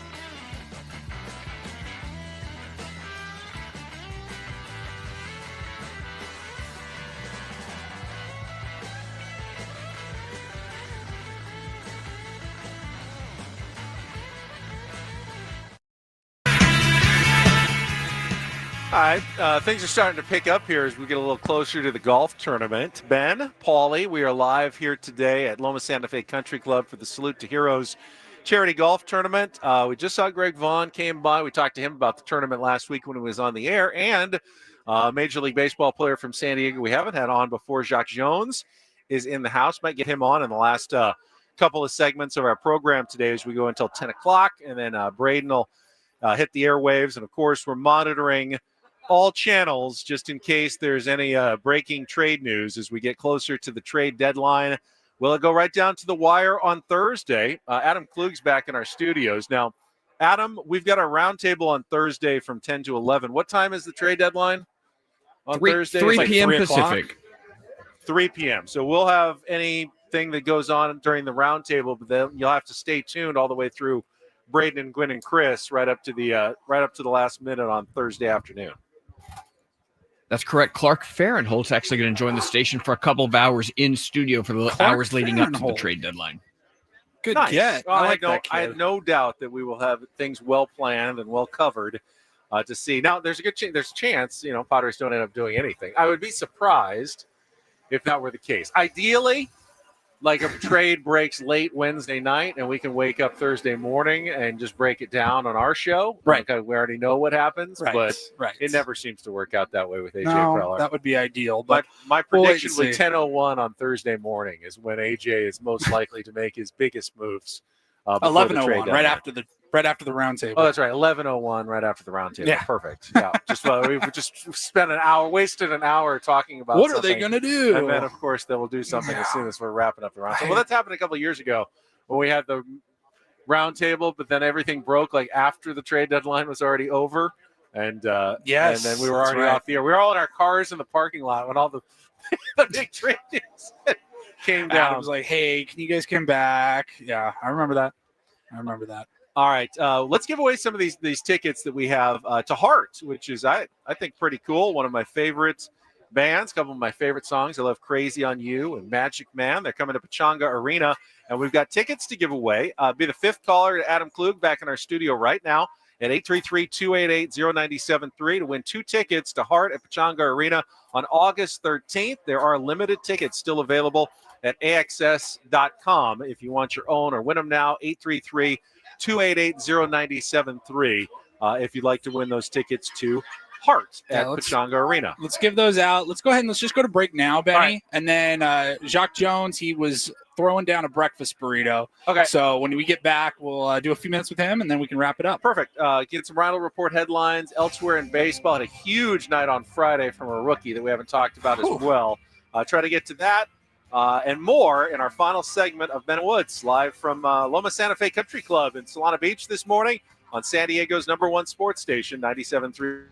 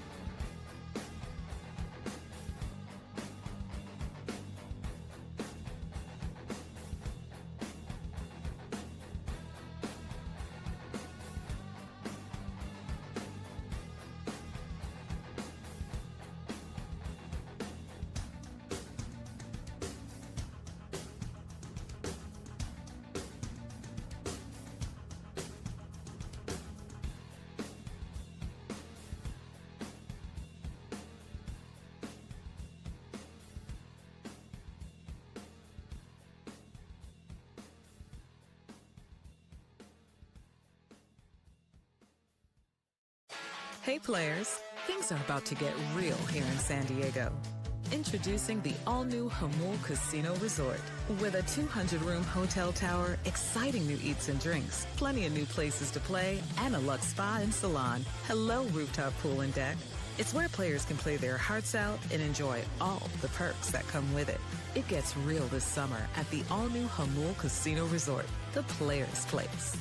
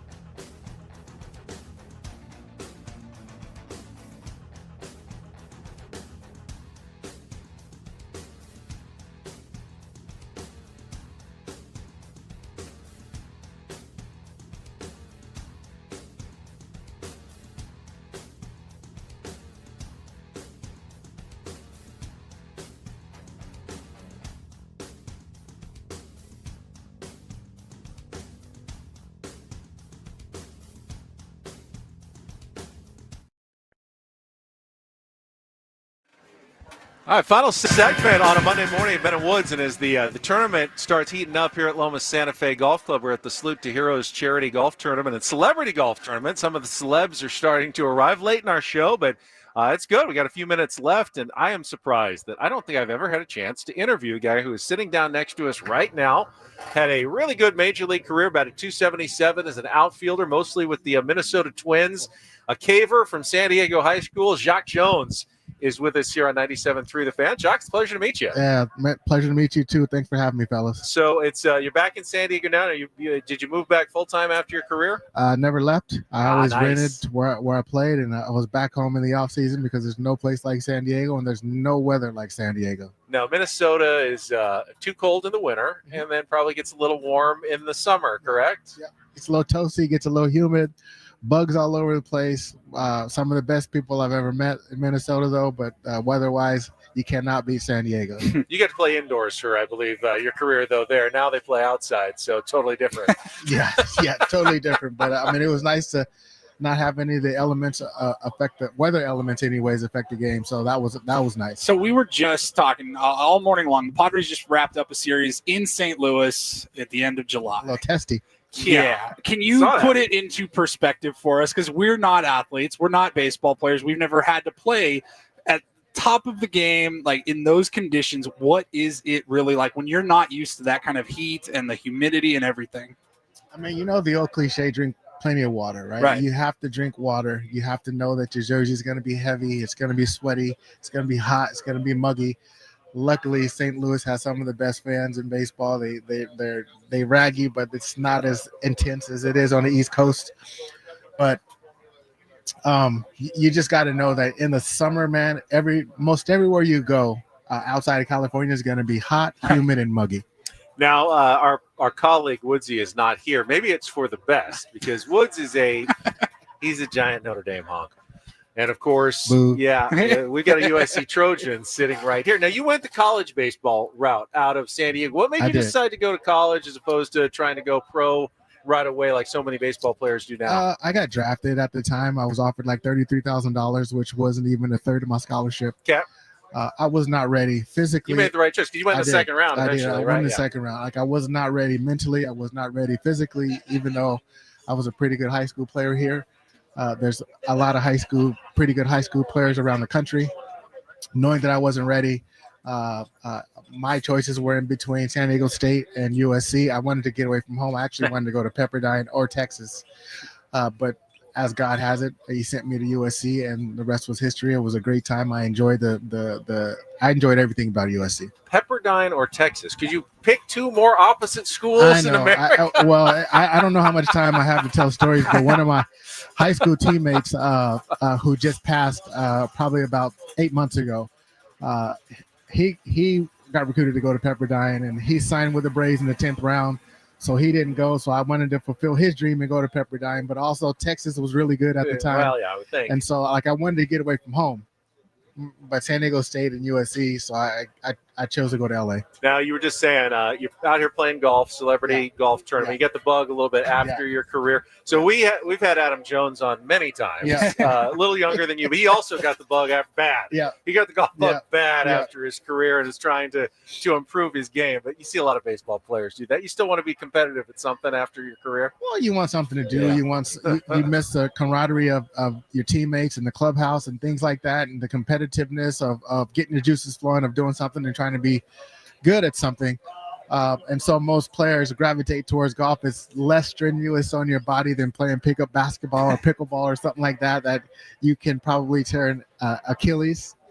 You know what I mean? Like, we used to get paid to tear and hurt stuff, and now we're not getting paid. So you make the decision. You know what I mean? The problem is, and we played with Adam a couple of years ago out at Aviara, he's very competitive, and he can still run. Like, you can run circles around me. I'm the slowest, fattest, uncoordinated person, but I can kick his butt on the golf course because I'm a pretty good golfer. And it's not fun for athletes to be losing to nerdy radio hosts in a sport anymore. It is not, and that's what drives players to get the bug. They go out and practice, they go out and work, they go out and play. Because I was getting my butt. I'm a member of Palma Valley Country Club. I love that place. I was getting my butt kicked by, at the time, I was 35, 50, 60, 70-year-old guys, and they knew, oh, yeah, you can hit it far, but that's about it. So I had to try to hone my game.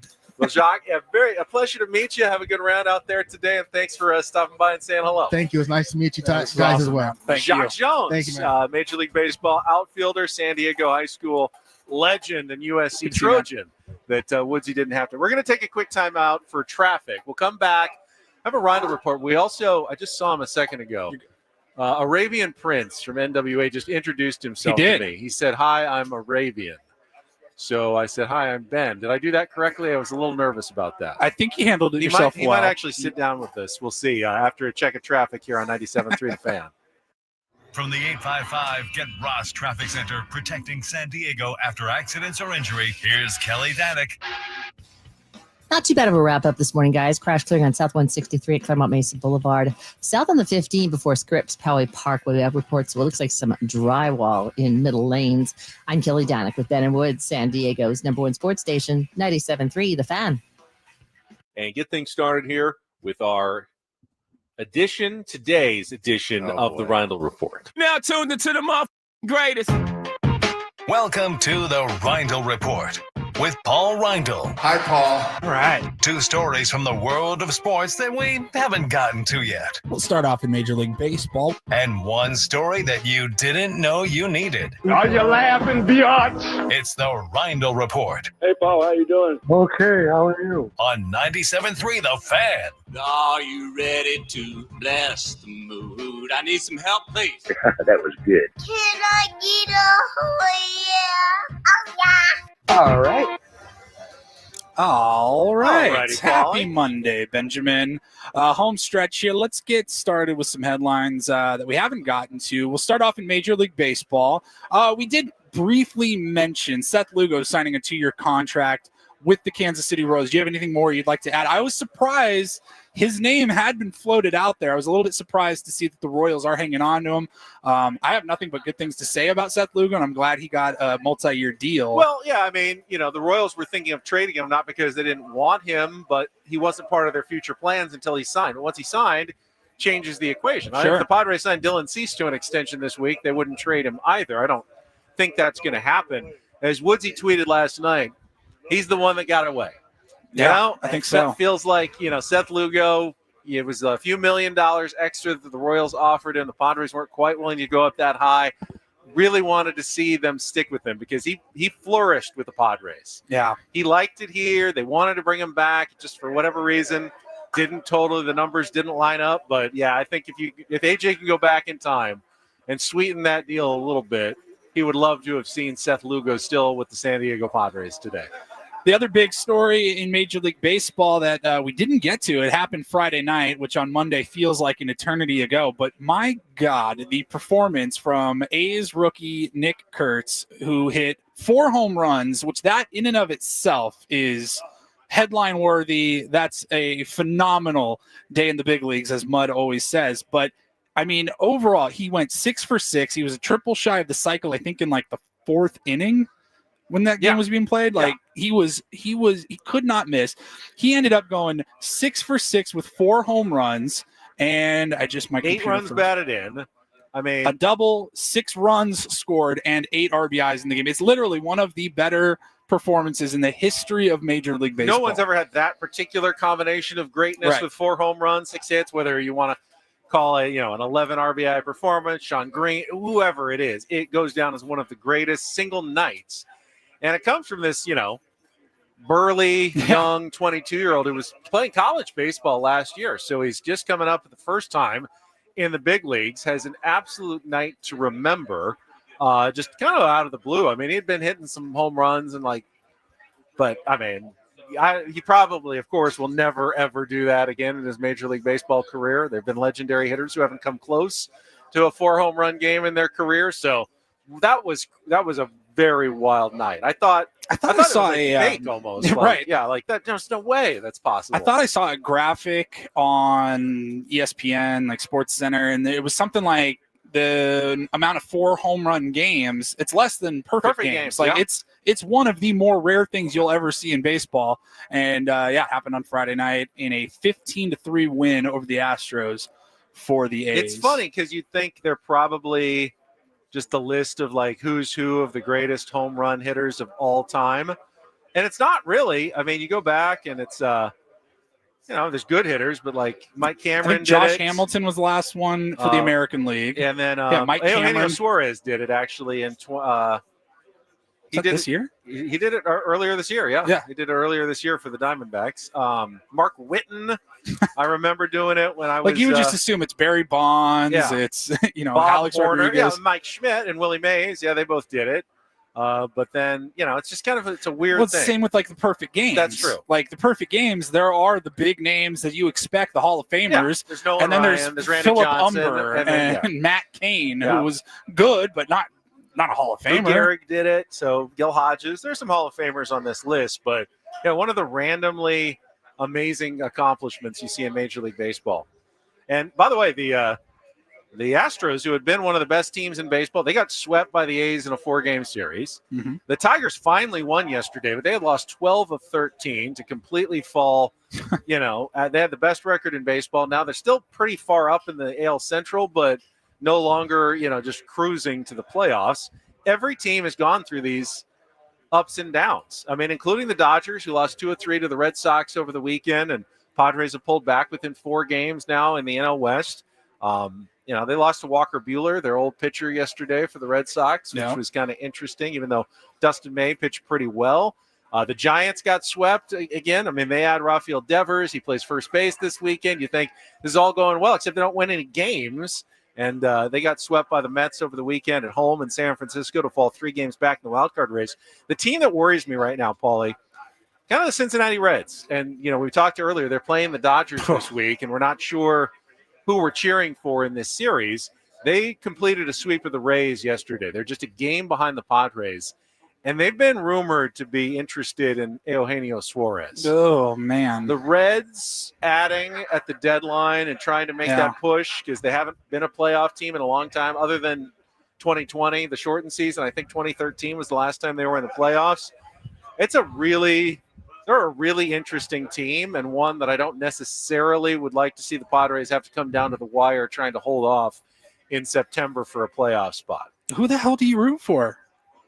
What is the most desirable outcome for Padres? You root for the Padres. You root for the Padres to win and pick up games, hopefully on both of them, over the next 3 days.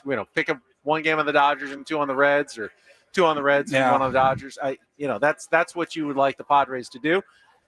Beating the Mets ain't going to be any easy task, though. They won 7 in a row. They're playing really well. So, it's you just don't want to lose ground, obviously, in that race as well. So, but like the Rangers have all of a sudden come alive. They've won 6 in a row, 9 of 10, and they may have gone from sellers to buyers. Now they're only a half game out of a playoff spot in the American League. There's so much wild fluctuations here in the playoff chase. I know it was just Eric Fetty, like not that big of a name, but he was moved over the weekend, and the Braves were the ones that acquired him. I thought that was interesting. I think they were just so out of arms. Like they just need to finish the season. They needed a body, and say he had been struggling with St. Louis, and that's St. Louis not was them like, buying. Right, you're going to give us a prospect, and you can take this guy. Fine. I don't think that.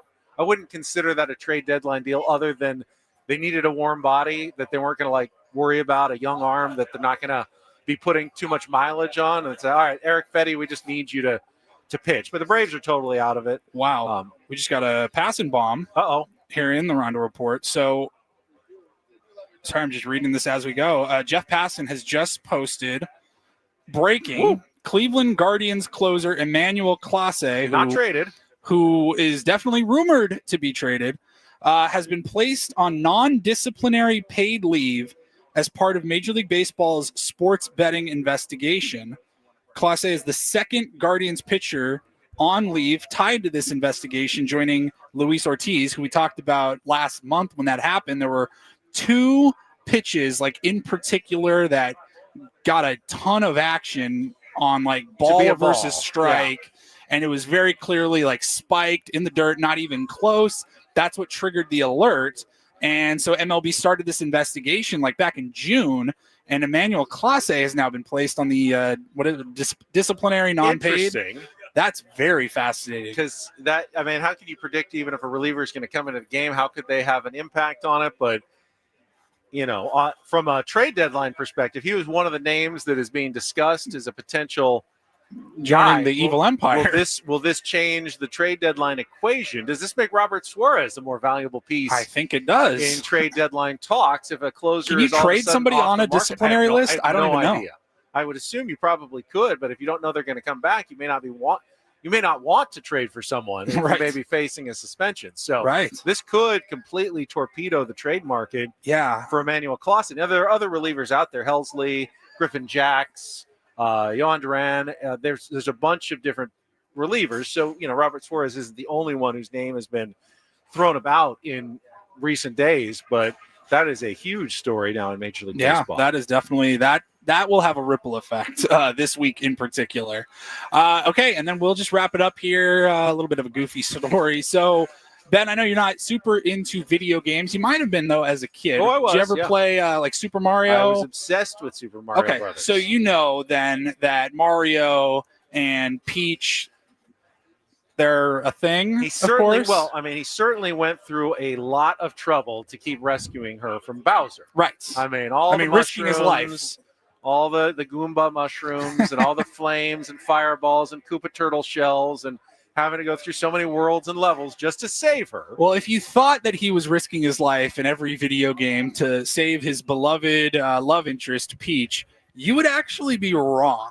And the only reason I'm bringing that up is because Nintendo Today, the app, they recently put out an update, and they said that Princess Peach and Mario are, quote, good friends and help each other out whenever they can.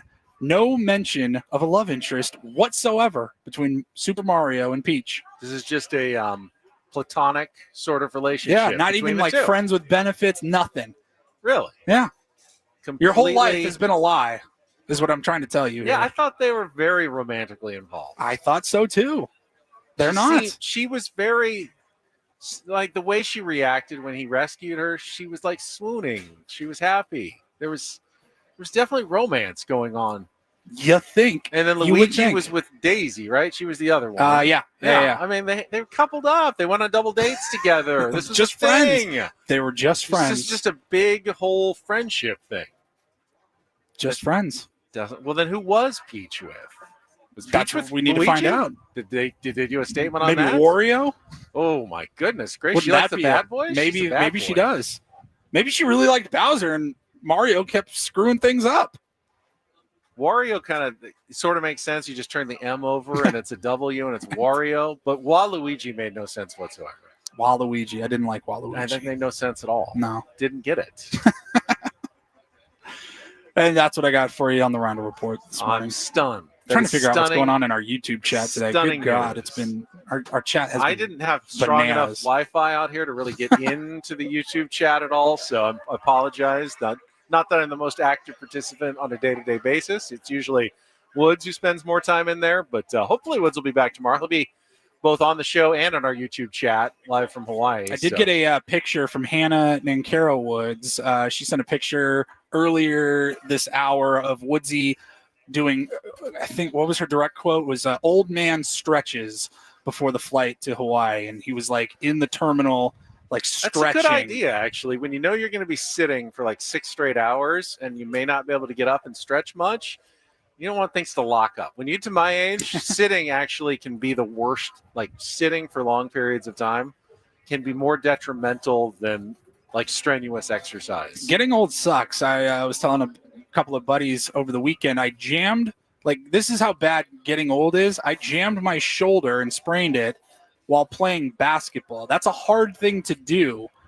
Jamming your shoulder, like spraining your shoulder in basketball. Did you like someone like swat you Some down? guy like ran into me basically, just like pushed popped you right it back backwards, down? and I've had lingering effects now for about a week. It's been super fun.